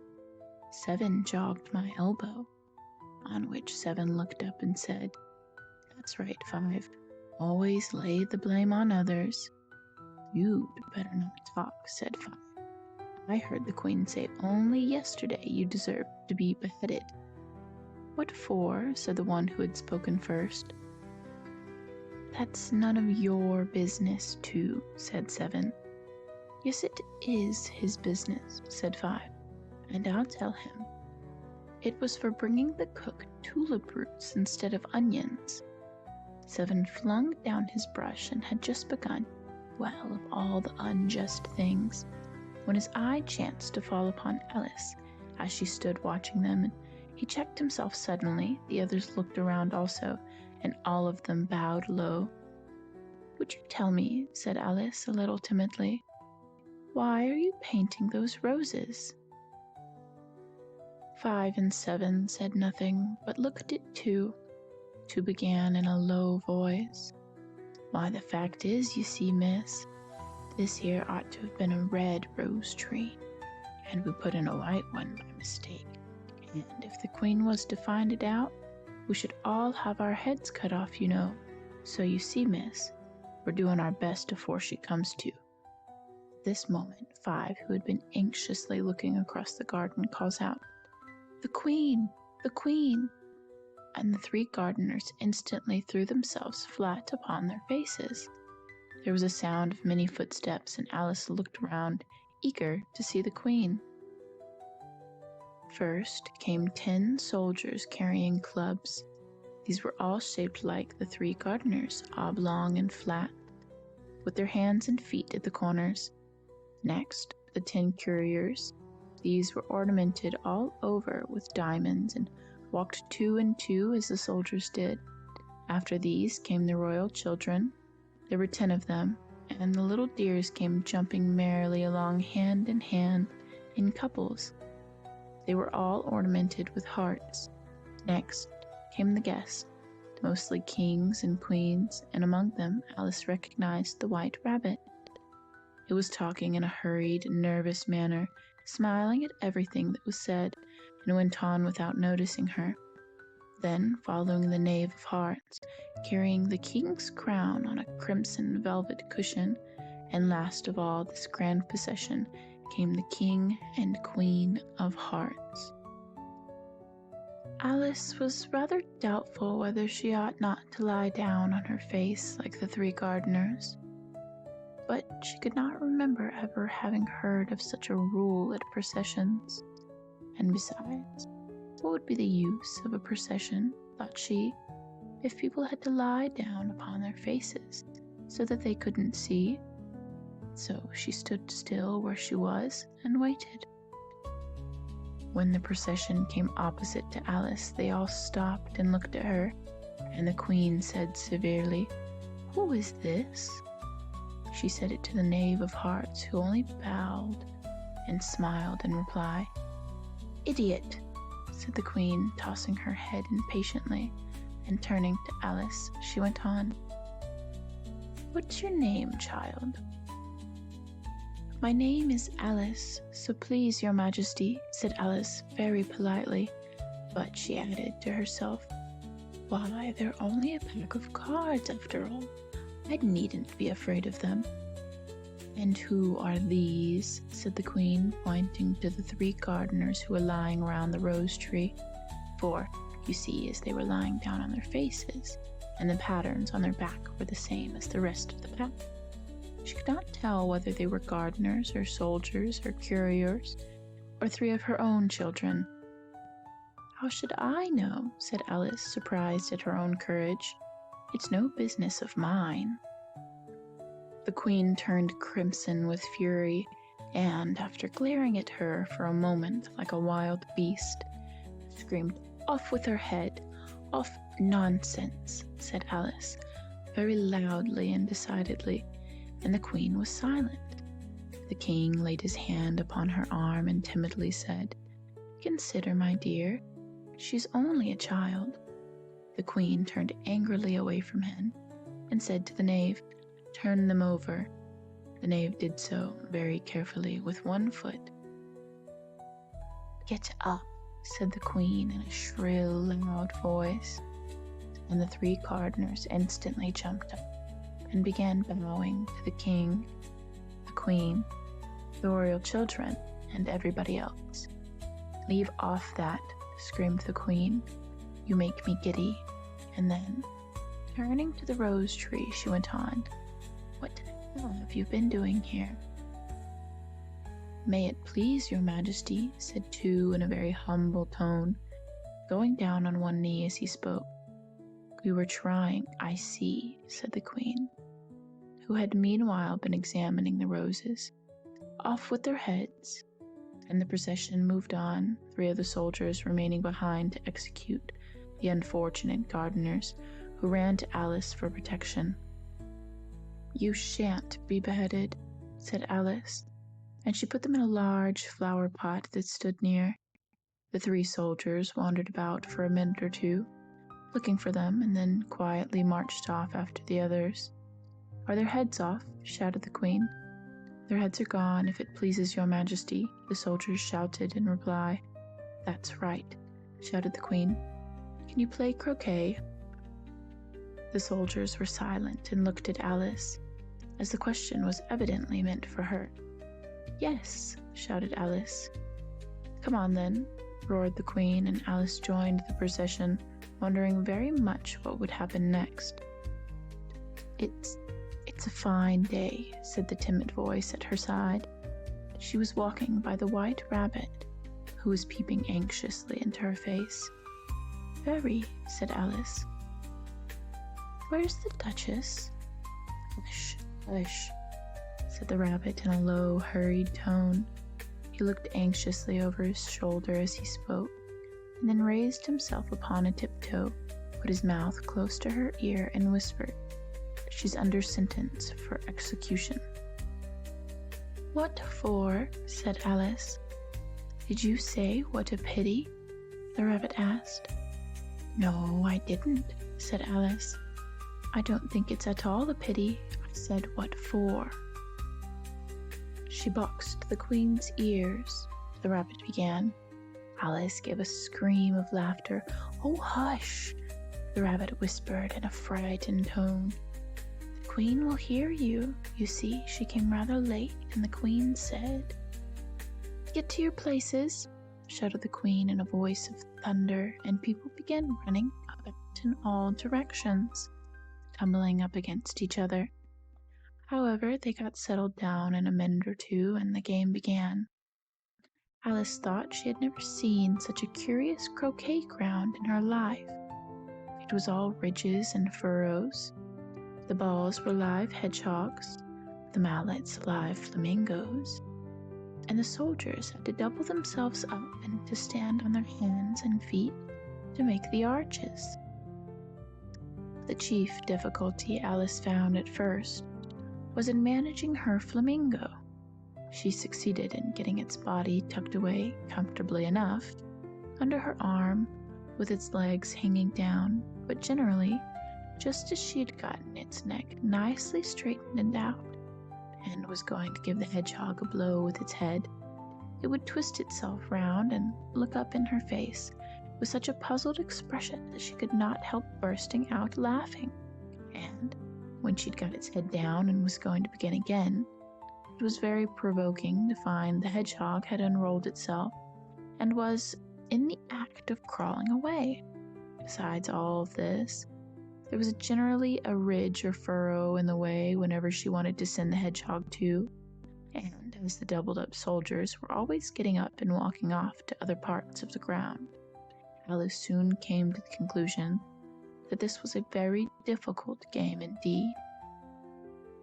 The players all played at once without waiting for turns, quarreling all the while, and fighting for the hedgehogs, and in a very short time the Queen was in a furious passion, and went stamping about and shouting, "Off with his head," or "Off with her head," at once in a minute. Alice began to feel very uneasy. To be sure, she had not as yet had any dispute with the Queen, but she knew that it might happen any minute. And then, thought Alice, what would become of me? They're dreadfully fond of beheading people here. The great wonder is that there's anyone left alive. She was looking about for some way of escape and wondering whether she could get away without being seen, when she noticed a curious appearance in the air. It puzzled her very much at first, but after watching it a minute or two, she made it out to be a grin, and she said to herself, "It's the Cheshire cat. Now I shall have somebody to talk to." "How are you getting on?" said the cat, as soon as there was a mouth enough for it to speak with. Alice waited till the eyes appeared and then nodded. It's no use speaking to it, she thought, till its ears have come, or at least one of them. In another minute the whole head appeared, and then Alice put down her flamingo and began an account of the game, feeling very glad she had someone to listen to her. The cat seemed to think there was enough of it now in sight, and no more of it appeared. "I don't think they play it all fairly," Alice began in a rather complaining tone. "And they all quarrel so dreadfully one can't hear oneself speak. And they don't seem to have any rules in particular, at least, if there are, nobody attends to them, and you've no idea how confusing it is, all the things being alive. For instance, there's the arch I've got to go through next to walking about at the other end of the ground, and I should have croqueted the queen's hedgehog just now, only it ran away when it saw mine coming." "How do you like the queen?" said the cat in a low voice. "Not at all," said Alice. "She's so extremely—" Just then she noticed that the queen was close behind her, listening, so she went on, "Likely to win, that it's hardly worthwhile finishing the game." The queen smiled and passed on. "Who are you talking to?" said the king, going up to Alice and looking at the cat's head with great curiosity. "It's a friend of mine, a Cheshire cat," said Alice. "Allow me to introduce it." "I don't like the look of it at all," said the king. "However, it may kiss my hand if it likes." "I'd rather not," the cat remarked. "Don't be impertinent," said the king, "and don't look at me like that." He got behind Alice as he spoke. "A cat may look at a king," said Alice. "I've read that in some book, but I don't remember where." "Well, it must be removed," said the king very decidedly, and he called the queen, who was passing at the moment. "My dear, I wish you would have this cat removed." The queen had only one way of settling all difficulties, great or small. "Off with his head," she said, without even looking round. "I'll fetch the executioner myself," said the king eagerly, and he hurried off. Alice thought she might as well go back and see how the game was going on, as she heard the queen's voice in the distance screaming with passion. She had already heard her sentence 3 of the players to be executed for having missed their turns, and she did not like the look of things at all, as the game was in such confusion that she never knew whether it was her turn or not. So she went in search of her hedgehog. The hedgehog was engaged in fight with another hedgehog, which seemed to Alice an excellent opportunity for croqueting one of them with the other. The only difficulty was that her flamingo was gone across the other side of the garden, where Alice could see it trying in a helpless sort of way to fly up into a tree. By the time she had caught the flamingo and brought it back, the fight was over and both hedgehogs were out of sight. But it doesn't matter much, thought Alice, as all the arches are gone from this side of the ground. So she tucked it away under her arm, that it might not escape again, and went back for a little more conversation with her friend. When she got back to the Cheshire Cat, she was surprised to find quite a large crowd collected round it. There was a dispute going on between the executioner, the king, and the queen, who were all talking at once, while all the rest were quite silent and looking very uncomfortable. The moment Alice appeared, she was appealed to by all 3 to settle the question, and they repeated their arguments to her, though they all spoke at once. She found it very hard indeed to make out exactly what they said.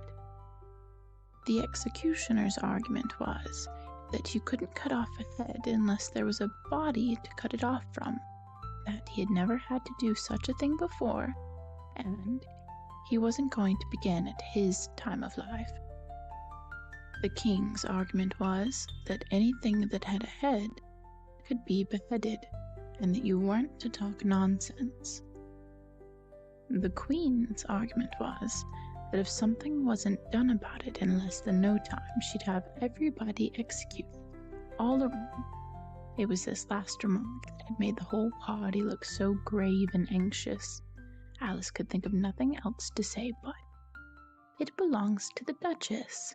You'd better ask her about it." "She's in prison," the Queen said to the executioner. "Fetch her here." And the executioner went off like an arrow. The cat's head began fading away the moment he was gone, and by the time he had come back with the Duchess, it had entirely disappeared. So the king and the executioner ran wildly up and down looking for it, while the rest of the party went back to the game. End of Chapter 8. Chapter 9. The Mock Turtle's Story. "You can't think how glad I am to see you again, you dear old thing," said the Duchess as she tucked her arm affectionately into Alice's, and they walked off together. Alice was very glad to see her in such a pleasant temper, and thought to herself that perhaps it was only the pepper that had made her so savage when they met in the kitchen.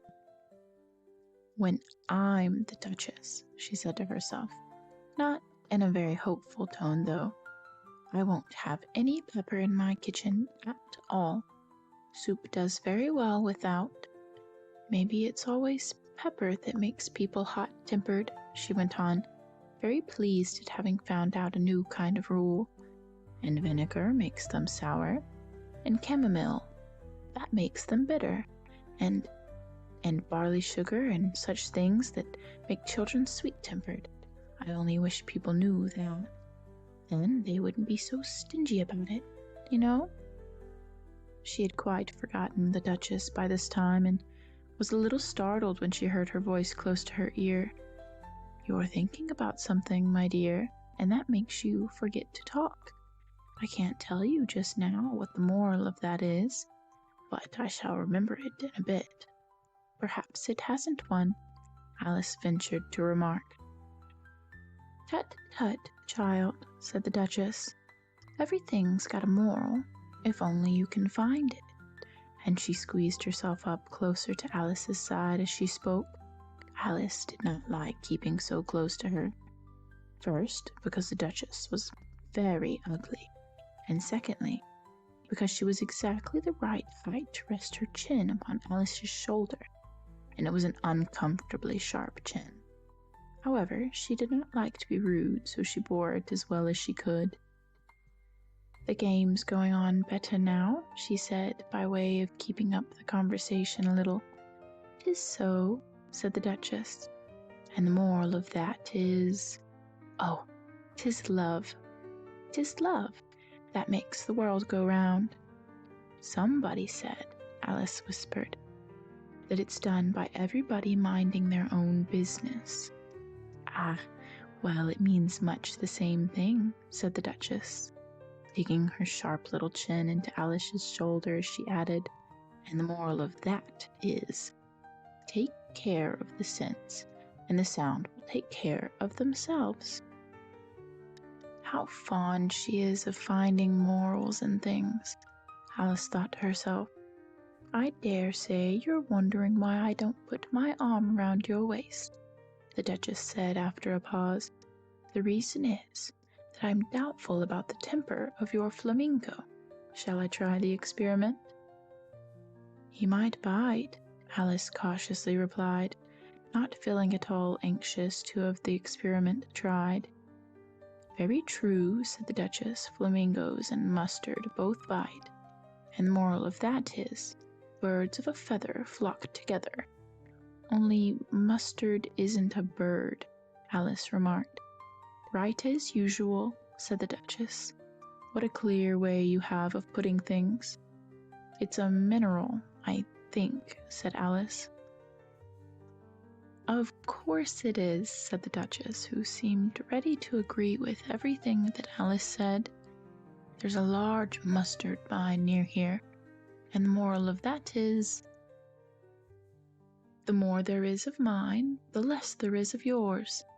"Oh, I know," exclaimed Alice, who had not attended to this last remark. "It's a vegetable, It doesn't look like one, but it is." "I quite agree with you," said the Duchess. "And the moral of that is, be what you would seem to be. Or, if you'd like it put more simply, never imagine yourself not to be otherwise than what it might appear to others, that what you were or might have been was not otherwise than what you had been would have appeared to them to be otherwise." "I think I should understand that better," Alice said very politely, "if I had it written down, but I can't quite follow it as you say it." "That's nothing to what I could say if I choose," the Duchess replied in a pleased tone. "Pray, don't trouble yourself to say it any longer than that," said Alice. "Oh, don't talk any trouble," said the Duchess. "I make you a present of everything I've said as yet."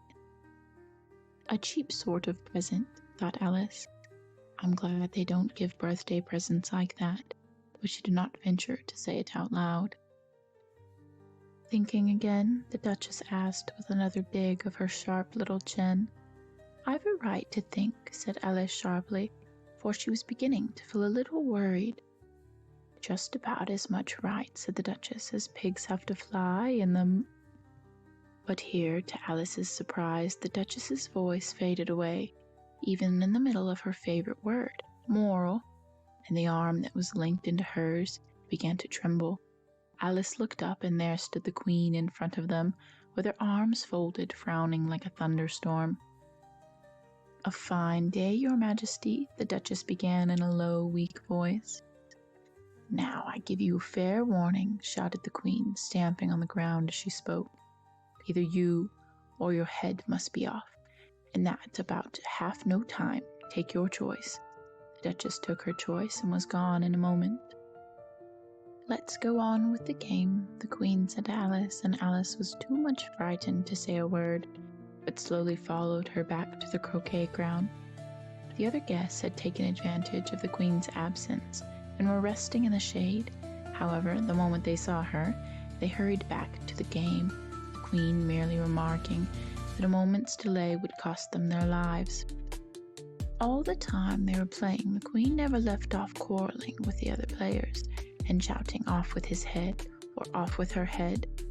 Those whom she sentenced were taken into custody by the soldiers, who of course had to leave off being arches to do this, so that by the end of half an hour or so there were no arches left, and all the players except the King, the Queen, and Alice were in custody and under sentence of execution. Then the Queen left off, quite out of breath, and said to Alice, "Have you seen the mock turtle yet?" "No," said Alice. "I don't even know what a mock turtle is." "It's the thing mock turtle soup is made from," said the Queen. "I never saw one, or heard of one," said Alice. "Come on then," said the Queen, "and he shall tell you his history." As they walked off together, Alice heard the King say in a low voice, to the company generally, "You are all pardoned." "Come, that's a good thing," she said to herself, for she had felt quite unhappy at the number of executions the Queen had ordered. They very soon came upon a griffin lying fast asleep in the sun. "Up, lazy thing," said the Queen, "and take this young lady to see the mock turtle, and to hear his history. I must go back and see after some executions I have ordered." And she walked off, leaving Alice alone with the griffin. Alice did not quite like the look of the creature, but on the whole she thought it would be quite safe to stay with it as to go after the savage Queen, so she waited. The griffin sat up and rubbed its eyes. Then it watched the Queen till she was out of sight. Then it chuckled. "What fun," said the griffin, half to itself, half to Alice. "What is the fun?" said Alice. "Why, she," said the griffin. "It's all her fancy that they never executes nobody, you know. Come on." "Everybody says, 'Come on here,'" thought Alice, as she went slowly after it. "I never was so ordered about in all my life. Never." They had not gone far before they saw the mock turtle in the distance, sitting sad and lonely on a little ledge of rock and as they came nearer, Alice could hear him sighing, as if his heart would break. She pitied him deeply. "What is his sorrow?" she asked the Griffin. And the Griffin answered, very nearly in the same words as before, "It's all his fancy that he hasn't got no sorrow, you know. Come on." So they went up to the Mock Turtle, who looked at them with large eyes full of tears, but said nothing. "This here young lady," said the Griffin, "she wants for to know your history, she do." "I'll tell it her," said the Mock Turtle in a deep, hollow tone. "Sit down, both of you, and don't speak a word till I've finished." So they sat down, and nobody spoke for some minutes. Alice thought to herself, "I don't see how he could ever finish if he doesn't begin." But she waited patiently. "Once," said the Mock Turtle at last, with a deep sigh, "I was a real turtle." These words were followed by a very long silence, broken only by an occasional exclamation of from the Griffin, and the constant heavy sobbing of the Mock Turtle. Alice was very nearly getting up and saying, "Thank you, sir, for your interesting story," but she could not help thinking there must be more to come. So she sat still and said nothing. "When we were little," the Mock Turtle went on at last, more calmly, though still sobbing a little now and then, "we went to school in the sea. The master was an old turtle. We used to call him Tortoise." "Why did you call him Tortoise if he wasn't one?" Alice asked. "We called him Tortoise because he taught us," said the Mock Turtle angrily. "Really, you are very dull. You ought to be ashamed of yourself for asking such a simple question," added the Griffin. And then they both sat silent and looked at poor Alice, who felt ready to sink into the earth. At last the Griffin said to the Mock Turtle, "Drive on, old fellow. Don't be all day about it." And he went on in these words. "Yes, we went to school in the sea, though you mayn't believe it." "I never said I didn't," interrupted Alice. "You did," said the Mock Turtle. "Hold your tongue," added the Griffin before Alice could speak again.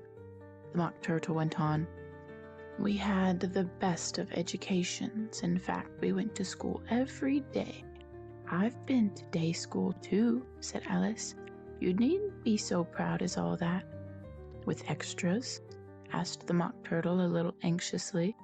"Yes," said Alice. "We learned French and music." "And washing?" said the Mock Turtle. "Certainly not," said Alice indignantly. "Ah, then yours wasn't a really good school," said the Mock Turtle in a tone of great relief. "Now at ours, they had at the end of the bill, French, music, and washing, extra." "You couldn't have wanted it much," said Alice, living at the bottom of the sea. "I couldn't afford to learn it," said the Mock Turtle with a sigh. "I only took the regular course." "What was that?" inquired Alice. "Reeling and writhing, of course, to begin with," the Mock Turtle replied, "and then the different branches of arithmetic, ambition, distraction, uglification, and derision." "I've never heard of uglification," Alice ventured to say. "What is it?" The Griffin lifted up both its paws in surprise. "What? Never heard of uglifying?" it exclaimed. "You know what to beautify is, I suppose?" "Yes," said Alice doubtfully. "It means to make anything prettier." "Well then," the Griffin went on, "if you don't know what to uglify is, then you are a simpleton." Alice did not feel encouraged to ask any more questions about it, so she turned to the Mock Turtle and said, "What else had you to learn?"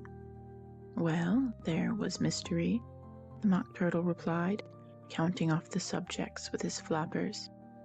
mystery, ancient and modern, with seaography and drawing. The drawing master was an old conger eel that used to come once a week. He taught us drawing, stretching, and fainting in coils. "What was that like?" said Alice. "Well, I can't show it to you myself," the Mock Turtle said. "I'm too stiff, and the Griffin never learned it." "Hadn't time," said the Griffin. "I went to the classics master, though he was an old crab, he was." "I never went to him," the Mock Turtle said with a sigh. "He taught laughing and grief, they used to say." So he did," said the Griffin, sighing in his turn, and both creatures hid their face in their paws. "And how many hours a day did you do lessons?" said Alice in a hurry to change the subject. 10 hours the first day," said the Mock Turtle, 9 hours the next, and so on. "What a curious plan!" exclaimed Alice. "That's the reason they're called lessons," the Griffin remarked, "because they lesson from day to day." This was quite a new idea to Alice, and she thought it over a little before she made her next remark. "Then the 11th day must have been a holiday?" "Of course it was," said the Mock Turtle. "And how did you manage on the 12th?" Alice went on eagerly. "That's enough about lessons," the Griffin interrupted in a very decided tone. "Tell her something about the games now." End of Chapter 9. Chapter 10. The Lobster Quadrille. The Mock Turtle sighed deeply and drew the back of one flapper across his eyes. He looked at Alice and tried to speak, but for a moment or two sobs choked his voice. "Same as if he had a bone in his throat," said the Griffin, and it set to work shaking him and punching him on the back. At last the Mock Turtle recovered his voice, and, with tears streaming down his cheeks, he went on again. "You may not have lived much under the sea." "I haven't," said Alice. "And perhaps you were never even introduced to a lobster." Alice began to say, "I once tasted," but checked herself hastily and said, "No, never." "So you can have no idea what a delightful thing a lobster quadrille is." "No, indeed," said Alice. "What sort of dance is it?" "Why," said the Griffin, "you first form into a line along the seashore." "2 lines?" cried the Mock Turtle. "Seals, turtles, salmon, and so on. Then, when you've cleared all the jellyfish out of the way—" "That generally takes some time," interrupted the Griffin. "You advance twice, each with a lobster as a partner," cried the Griffin. "Of course," the Mock Turtle said. "Advance twice, set to partners." "Change lobsters and retire in same order," continued the Griffin. "Then you know," the Mock Turtle went on. "Throw the lobsters," shouted the Griffin with a bound into the air, "as far out to sea as you can." "Swim after them," screamed the Griffin. "Turn a somersault in the sea," cried the Mock Turtle, capering wildly about. "Change lobsters again," cried the Griffin at the top of his voice. "Back to land again, and that's all the first figure," said the Mock Turtle, suddenly dropping his voice, and the 2 creatures, who had been jumping about like mad things all this time, sat down very sadly and quietly, and looked at Alice. "It must have been a pretty dance," said Alice timidly. "Would you like to see a little of it?" said the Mock Turtle. "Very much indeed," said Alice. "Come, let's try the first figure," said the Mock Turtle to the Griffin. "We can do without lobsters, you know. Which shall sing?" "Oh, you sing," said the Griffin. "I've forgotten the words." So they began solemnly dancing round and round Alice, every now and then treading on her toes when they passed too close, and waving their forepaws to mark the time, while the Mock Turtle sang this very slowly and sadly. "Will you walk a little faster?" said a whiting to a snail. "There's a porpoise close behind us, and he's treading on my tail." See how eagerly the lobsters and the turtles all advance. They are waiting on the shingle. Will you come and join the dance? Will you? won't you? Will you? Won't you? Will you join the dance? Will you? Won't you? Will you? Won't you? Won't you join the dance? You can really have no notion how delightful it will be when they take us up and throw us with the lobsters out to sea. But the snail replied, too far, and gave a look askance. Said he thanked the whiting kindly, but he would not join the dance. Would not, could not, would not, could not, would not join the dance. Would not, could not, would not, could not join the dance. What matters how far we go, his scaly friend replied. There is another shore, you know, upon the other side. The further off from England, the nearer is to France. Then turn to pale, beloved snail, but come and join the dance. Will you? Won't you? Will you? Won't you? Will you join the dance? Will you? Won't you? Will you? Won't you? Won't you join the dance?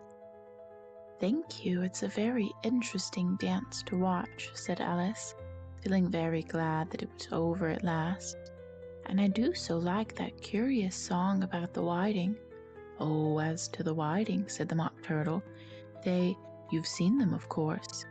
Yes, said Alice, I've seen them. She checked herself hastily. I don't know where Den may be, said the Mock Turtle, but if you've seen them there often, of course you know what they're like. I believe so, Alice replied thoughtfully. They have their tails in their mouth, and they're all over crumbs. You're wrong about the crumbs, said the Mock Turtle. Crumbs would all wash off in the sea. But they have their tails in their mouths, and the reason is... Here the Mock Turtle yawned and shut his eyes. Tell her about the reason and all that, he said to the Griffin. The reason is, said the Griffin, that they would go with the lobsters to the dance. So they got thrown out to sea, so they had to fall a long way, so they got their tails fast in their mouths, so they couldn't get them out again. That's all. Thank you, said Alice. It's very interesting. I never knew so much about a whiting before. I can tell you more than that if you'd like, said the Griffin. Do you know why it's called a whiting? I never thought about it, said Alice. Why? It does the boots and shoes, the Griffin replied very solemnly. Alice was thoroughly puzzled. Does the boots and shoes? She repeated in a wondering tone. Why, what are your shoes done with? Said the Griffin. I mean, what makes them so shiny? Alice looked down at them and considered a little before she gave her answer. They're done with blacking, I believe. Boots and shoes under the sea, the Griffin went on in a deep voice, are done with a whiting. Now you know. And what are they made of? Alice asked in a tone of great curiosity. Soles and eels, of course, the Griffin replied rather impatiently. Any shrimp could have told you that. If I'd been the whiting, said the Alice, whose thoughts were still running on the song, I'd have said to the porpoise, keep back, please. We don't want you with us. They were obliged to have him with them, the Mock Turtle said. No wise fish would go anywhere without a porpoise. Wasn't it really? Said Alice in a tone of great surprise. Of course not, said the Mock Turtle. Why, if a fish came to me and told me he was going on a journey, I would say, with what porpoise? Don't you mean purpose? Said Alice. I mean what I say, the Mock Turtle replied in an offended tone, and the Griffin added, Come, let's hear some of your adventures. I could tell you my adventures, beginning from this morning, said Alice a little timidly, but it's no use going back to yesterday, because I was a different person then. Explain all that, said the Mock Turtle. No, the adventures first, said the Griffin in an impatient tone. Explanations take such a dreadful time.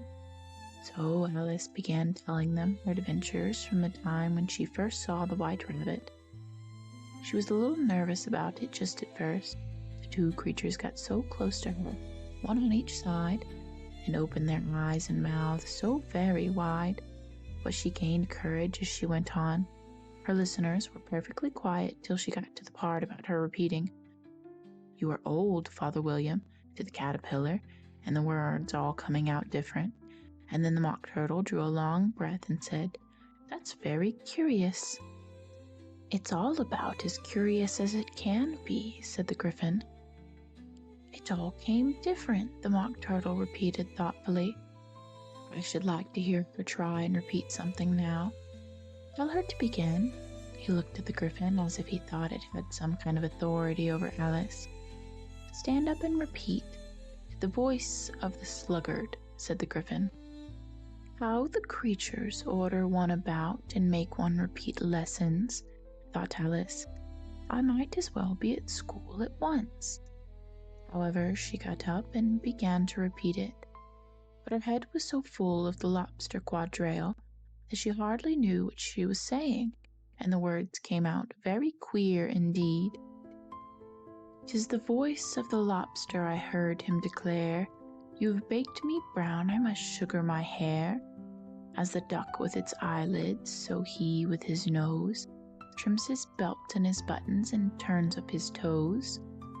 When the sands are all dry, he is gay as a lark, and will talk in contemptuous tones of the shark. But when the tide rises and sharks are around, his voice has a timid and tremulous sound. "That's different from what I used to say when I was a child," said the Gryphon. "Well, I never heard it before," said the Mock Turtle, "but it sounds uncommon nonsense." Alice said nothing. She had sat down with her face in her hands, wondering if anything would ever happen in a natural way again. "I should like to have it explained," said the Mock Turtle. "She can't explain it," said the Gryphon hastily. "Go on with the next verse." "But what about his toes?" the Mock Turtle persisted. "How could he turn them out with his nose, you know?" "It's the first position in dancing," Alice said, but was dreadfully puzzled by the whole thing and longed to change the subject. "Go on with the next verse," the Gryphon repeated impatiently. "It begins, 'I passed by his garden.'" Alice did not dare to disobey, though she felt it would all come wrong, and she went on in a trembling voice. "I passed by his garden and marked with one eye how the owl and panther were sharing a pie. The panther took pie crust and gravy and meat, while the owl had the dish as its share of the treat. When the pie was all finished, the owl, as a boon, was kindly permitted to pocket the spoon, while the panther received knife and fork with a growl, and concluded the banquet." "What is the use of repeating all that stuff?" the Mock Turtle interrupted, "if you don't explain it as you go on? It's by far the most confusing thing I've ever heard." "Yes, I think you'd better leave off," said the Gryphon, and Alice was only glad to do so. "Shall we try another figure of the lobster quadrille?" the Gryphon went on. "Or would you like the Mock Turtle to sing you a song?" "Oh, a song, please, if the Mock Turtle would be so kind," Alice replied, so eagerly that the Gryphon said, in a rather offended tone, "No accounting for taste. Sing her turtle soup, will you, old fellow?" The Mock Turtle sighed deeply and began in a voice sometimes choked with sobs to sing this. "Beautiful soup, so rich and green, waiting in a hot tureen. Who for such dainties would not snoop? Soup of the evening, beautiful soup. Soup of the evening, beautiful soup. Beautiful soup, beautiful soup. Soup of the evening, beautiful, beautiful soup. Beautiful soup, who cares for fish, game, or any other dish?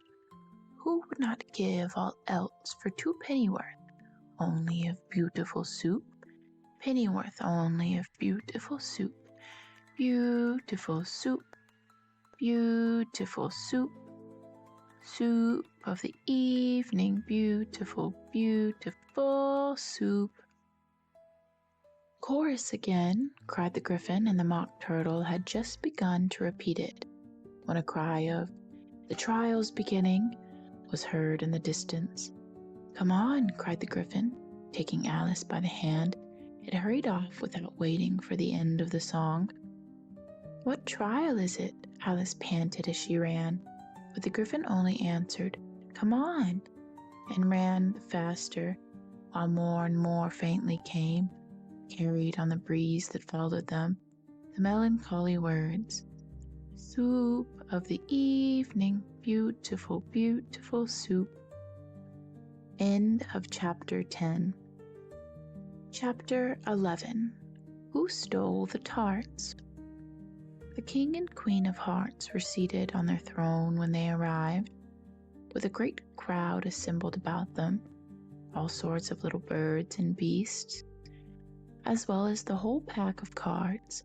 The knave was standing before them, in chains, with a soldier on each side of him, and near the king was the White Rabbit, with a trumpet in one hand and a scroll of parchment in the other. In the very middle of the court was a table with a large dish of tarts upon it. They looked so good that it made Alice quite hungry to look at them. "I wish they'd get the trial done," she thought, "and hand around the refreshments." But there seemed to be no chance of this, so she began looking at everything about her to pass away the time. Alice had never been in a court of justice before, but she had read about them in books and was quite pleased to find that she knew the name of nearly everything there. "That's the judge," she said to herself, "because of his great wig." The judge, by the way, was the king, and as he wore his crown over the wig, he did not look at all comfortable, and it was certainly not becoming. "And that's the jury box," thought Alice, "and those 12 creatures." She was obliged to say creatures, you see, because some of them were animals and some were birds. "I suppose they are the jurors." She said this last word 2 or 3 times over to herself, being rather proud of it, for she thought, and rightly so, that very few little girls of her age knew the meaning of it at all. However, jurymen would have done just as well. The 12 jurors were all writing very busily on their slates. "What are they doing?" Alice whispered to the Griffin. "They can't have anything to put down yet, before the trial's begun." "They're putting down their names," the Griffin whispered in reply, for fear they should forget them before the end of the trial. "Stupid things," Alice began in a loud, indignant voice, but she stopped hastily, for the White Rabbit called out, "Silence in the court," and the king put on his spectacles and looked anxiously round to make out who was talking.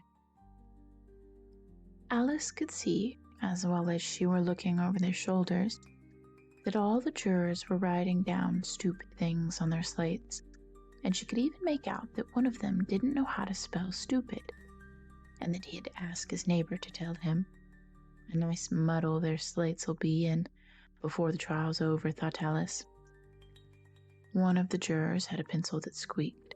This, of course, Alice could not stand, and she went round the court and got behind him, and very soon found an opportunity of taking it away. She did it so quickly that the poor little juror, it was Bill the lizard, could not make out at all what had become of it. So, after hunting all about for it, he was obliged to write with one finger the rest of the day, and this was of very little use, as it left no mark on the slate.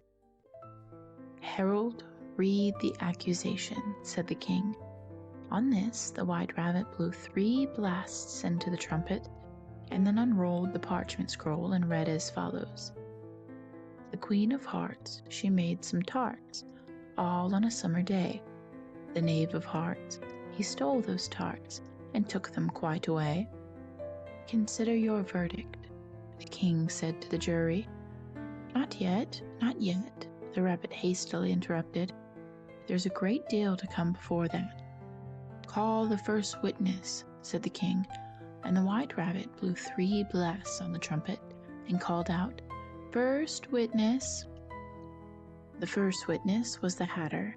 He came in with a teacup in one hand and a piece of bread and butter in the other. "I beg pardon, Your Majesty," he began, "for bringing these in, but I hadn't quite finished my tea when I was sent for." "You ought to have finished," said the king. "When did you begin?" The Hatter looked at the March Hare, who had followed him into the court, arm in arm with the Dormouse. 14th of March, I think it was, he said. 15th, said the March Hare. 16th, added the Dormouse.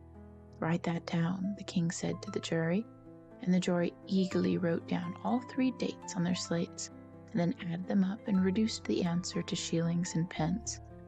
"Take off your hat," the king said to the Hatter. "It isn't mine," said the Hatter. "Stolen," the king exclaimed, turning to the jury, who instantly made a memorandum of the fact. "I keep them to sell," the Hatter added as an explanation. "I've none of my own. I'm a Hatter." Here the queen put on her spectacles and began staring at the Hatter, who turned pale and fidgeted. "Give your evidence," said the king, "and don't be nervous, or I'll have you executed on the spot." This did not seem to encourage the witness at all. He kept shifting from one foot to the other, looking uneasily at the queen, and, in his confusion, he bit a large piece out of his teacup instead of his bread and butter. Just at this moment, Alice felt a very curious sensation, which puzzled her a great deal until she made out what it was. She was beginning to grow larger again, and she thought at first she would get up and leave the court, but on second thoughts, she decided to remain where she was as long as there was room for her. "I wish you wouldn't squeeze so," said the Dormouse, who was sitting next to her. "I can hardly breathe." "I can't help it," said Alice very meekly. "I'm growing." "You've no right to grow here," said the Dormouse. "Don't talk nonsense," said Alice more boldly. "You know you're growing too." "Yes, but I grow at a reasonable pace," said the Dormouse, "not in that ridiculous fashion." And he got up very sulkily and crossed over to the other side of the room. All this time the queen had never left off staring at the Hatter, and, just as the Dormouse crossed the court, she said to one of the officers of the court, "Bring me the list of the singers in the last concert," on which the wretched Hatter trembled so that he took both his shoes off. "Give your evidence," the king repeated angrily, "or I'll have you executed whether you're nervous or not." "I'm a poor man, Your Majesty," the Hatter began in a trembling voice, "and I hadn't begun my tea, not above a week or so, with the bread and butter getting so thin and the twinkling of the tea." "The twinkling of the what?" said the king. "It began with the tea," the Hatter replied. "Of course twinkling begins with a T," said the king sharply. "You take me for a dunce. Go on." "I'm a poor man," the Hatter went on, "and most things twinkled after that. Only the March Hare said—" "I didn't," the March Hare interrupted in a great hurry. "You did," said the Hatter. "I deny it," said the March Hare. "He denies it," said the king. "Leave out that part." "Well, at any rate, the Dormouse said," the Hatter went on, looking anxiously round to see if he would deny it too, but the Dormouse denied nothing, being fast asleep.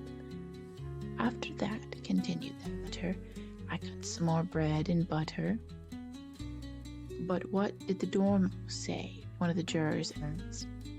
"That I can't remember," said the Hatter. "You must remember," remarked the king, "or I'll have you executed." The miserable Hatter dropped his teacup and bread and butter and went down on one knee. "I'm a poor man, Your Majesty," he began. "You're a very poor speaker," said the king. Here one of the guinea pigs cheered and was immediately suppressed by the officers of the court. As that is a rather hard word, I will just explain to you how it was done. They had a large canvas bag which tied up at the mouth with strings. Into this they slipped the guinea pig head first and then sat upon it. "I'm glad I've seen that done," thought Alice. "I've so often read in the newspapers at the end of trials there was some attempts at applause, which was immediately suppressed by the officers of the court, and I never understood what it meant until now." "If that's all you know about it, you may stand down," continued the king. "I can't go no lower," said the Hatter. "I'm on the floor as it is." "Then you may sit down," the king replied. Here the other guinea pig cheered and was suppressed. "Come, that finished the guinea pigs," thought Alice. "Now we shall get on better." "I'd rather finish my tea," said the Hatter with an anxious look at the queen, who was reading the list of singers. "You may go," said the king, and the Hatter hurriedly left the court without even waiting to put his shoes on. "And just take his head off outside," the queen added to one of the officers, but the Hatter was out of sight before the officer could get to the door. "Call the next witness," said the king. The next witness was the Duchess's cook. She carried the pepper box in her hand, and Alice guessed who it was even before she got into the court. By the way, the people near the door began sneezing all at once. "Give your evidence," said the king. "Shan't," said the cook. The king looked anxiously at the White Rabbit, who said in a low voice, "Your Majesty must cross-examine this witness." "Well, if I must, I must," the king said with a melancholy air, and after folding his arms and frowning at the cook till his eyes were nearly out of sight, he said in a deep voice, "What are tarts made of?" "Pepper, mostly," said the cook. "Treacle," said a sleepy voice behind her. "Collar that dormouse," the queen shrieked out. "Behead that dormouse. Turn that dormouse out of court. Suppress him. Pinch him. Off with his whiskers." For some minutes the whole court was in confusion, getting the dormouse turned out, and by the time they had settled down again, the cook had disappeared. "Never mind," said the king with an air of great relief. "Call the next witness," and he added in an undertone to the queen, "Really, my dear, you must cross-examine the next witness. It quite makes my forehead ache." Alice watched the White Rabbit as he fumbled over the list, feeling very curious to see what the next witness would be like, for they haven't got much evidence yet. She said to herself, imagine her surprise when the White Rabbit read out, at the top of his shrill little voice, the name Alice. End of Chapter 11. Chapter 12. Alice's Evidence. "Here," cried Alice, quite forgetting in the flurry of the moment how large she had grown in the last few minutes. And she jumped up in such a hurry that she tipped over the jury box with the edge of her skirt, upsetting all the jurymen onto the heads of the crowd below. And there they lay sprawling about, reminding her very much of the globe of goldfish she had accidentally upset the week before. "Oh, I beg your pardon," she exclaimed in a tone of great dismay, and began picking them up again as quickly as she could, for the accident of the goldfish kept running in her head. She had a vague sort of idea that they must be collected at once and put back in the jury box, or they would die. "The trial cannot proceed," said the king in a very grave voice, "until all of the jurymen are back in their proper places. All," he repeated with great emphasis, looking hard at Alice as he said so. Alice looked at the jury box and saw that, in her haste, she'd put the lizard and head downwards, and the poor little thing was waving its tail about in a melancholy way, being quite unable to move. She soon got it out again and put it right. "Not that it signifies much," she said to herself. "I should think it would be as quite as much use in the trial one way up as the other." As soon as the jury had a little recovered from the shock of being upset, and their slates and pencils had been found and handed back to them. They set to work very diligently to write out a history of the accident. All except the lizard, who seemed too much overcome to do anything, but sit with its mouth open, gazing up into the roof of the court. "What do you know about this business?" the king said to Alice. "Nothing," said Alice. "Nothing whatever?" persisted the king. "Nothing whatever," said Alice. "That's very important," the king said, turning to the jury. They were just beginning to write this down on their slates when the White Rabbit interrupted. "Unimportant, your majesty means, of course," he said in a very respectful tone, but frowning and making faces at him as he spoke. "Unimportant, of course I meant," the king hastily said, and went on to himself in an undertone. "Important, unimportant, unimportant, important," as if he were trying which word sounded best. Some of the jury wrote it down important, and some unimportant. Alice could see this, as she was near enough to look over their slates. But it doesn't matter a bit, she thought to herself. At this moment, the king, who had been for some time busily writing in his notebook, cackled out, "Silence!" and read out from his notebook, "Rule 42, all persons more than a mile high to leave the court." Everybody looked at Alice. "I'm not a mile high," said Alice. "You are," said the king. "Nearly 2 miles high," added the queen. "Well, I shan't go, at any rate," said Alice. "Besides, that's not a regular rule. You invented it just now." "It's the oldest rule in the book," said the king. "Then it ought to be number 1, said Alice. The king turned pale and shut his notebook hastily. "Consider your verdict," he said to the jury in a low, trembling voice. "There's more evidence to come yet, please your majesty," said the White Rabbit, jumping in a great hurry. "This paper has just been picked up." "What's in it?" said the queen. "I haven't opened it yet," said the White Rabbit. "But it seems to be a letter written by the prisoner to somebody." "It must have been that," said the king, "unless it was written to nobody, which isn't usual, you know." "Who is it directed to?" said one of the jurymen. "It isn't directed at all," said the White Rabbit. "In fact, there's nothing written on the outside." He unfolded the paper as he spoke and added, "It isn't a letter. After all, it's a set of verses." "Are they in the prisoner's handwriting?" asked another of the jurymen. "No, they're not," said the White Rabbit.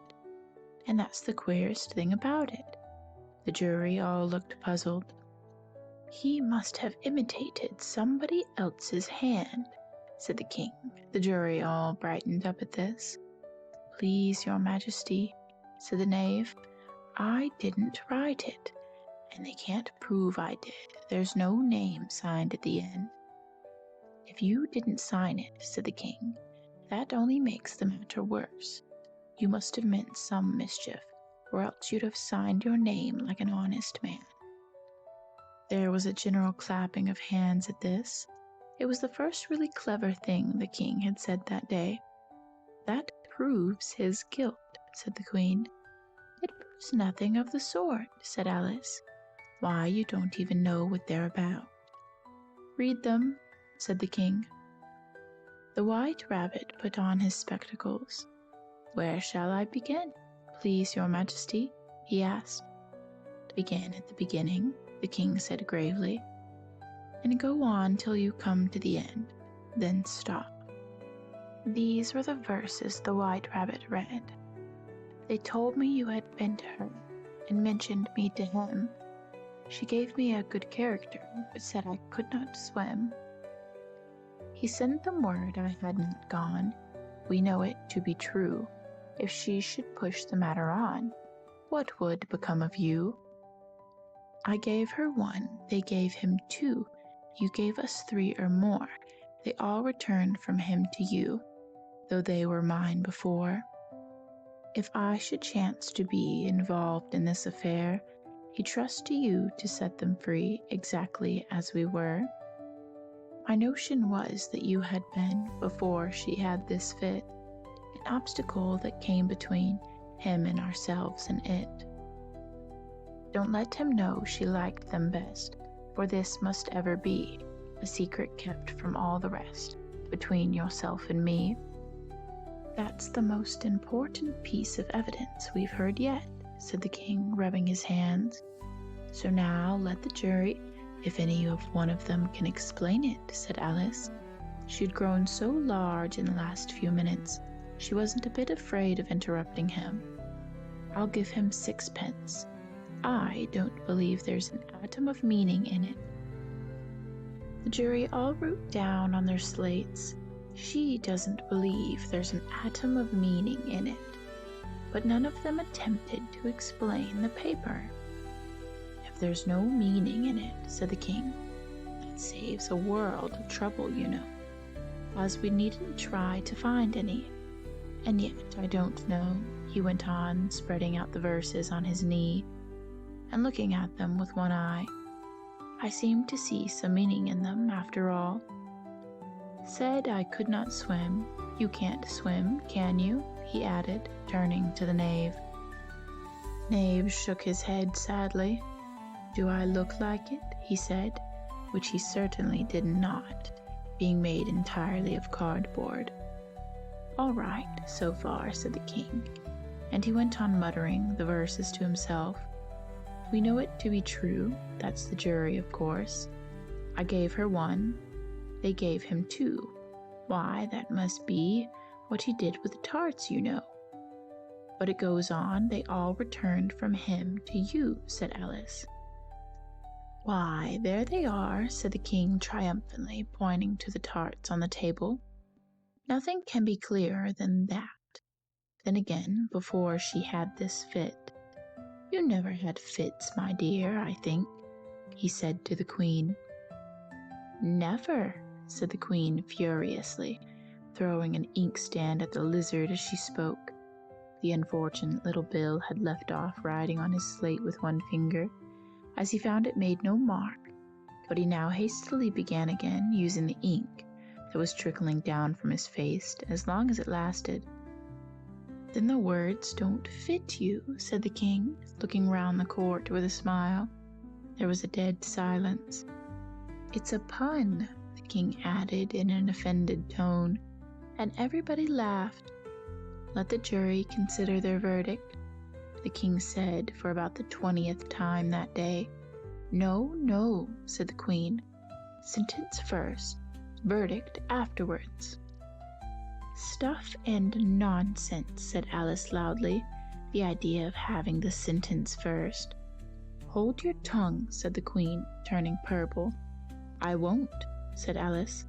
Off with her head, the queen shouted at the top of her voice. Nobody moved. Who cares for you, said Alice. She'd grown to her full size by this time. You're nothing but a pack of cards. At this time the whole pack rose up into the air and came flying down upon her. She gave a little scream, half of fright and half of anger, and tried to beat them off, and found herself lying on the bank with her head in the lap of her sister, who was gently brushing away some dead leaves that had fluttered down from the trees upon her face. Wake up, Alice dear, said her sister. Why, what a long sleep you've had. Oh, I've had such a curious dream, said Alice, and she told her sister, as well as she could remember them, all these strange adventures of hers that you've just been reading about. And when she finished, her sister kissed her and said, It was a curious dream, dear, certainly. But now run off to your tea, it's getting late. So Alice got up and ran off, thinking while she ran, as well as she might, what a wonderful dream it had been. But her sister sat still just as she left her, leaning her head on her hand, watching the setting sun, and thinking of little Alice and all her wonderful adventures, till she too began dreaming after a fashion, and this was her dream. First, she dreamed of little Alice herself, and once again the tiny hands were clasped upon her knee, and the bright eager eyes were looking up into hers. She could hear the very tones of her voice, and see that queer little toss of her head to keep back the wandering hair that would always get into her eyes. And still as she listened, or seemed to listen, the whole place around her became alive with the strange creatures of her little sister's dreams. The long grass rustled at her feet as the white rabbit hurried by.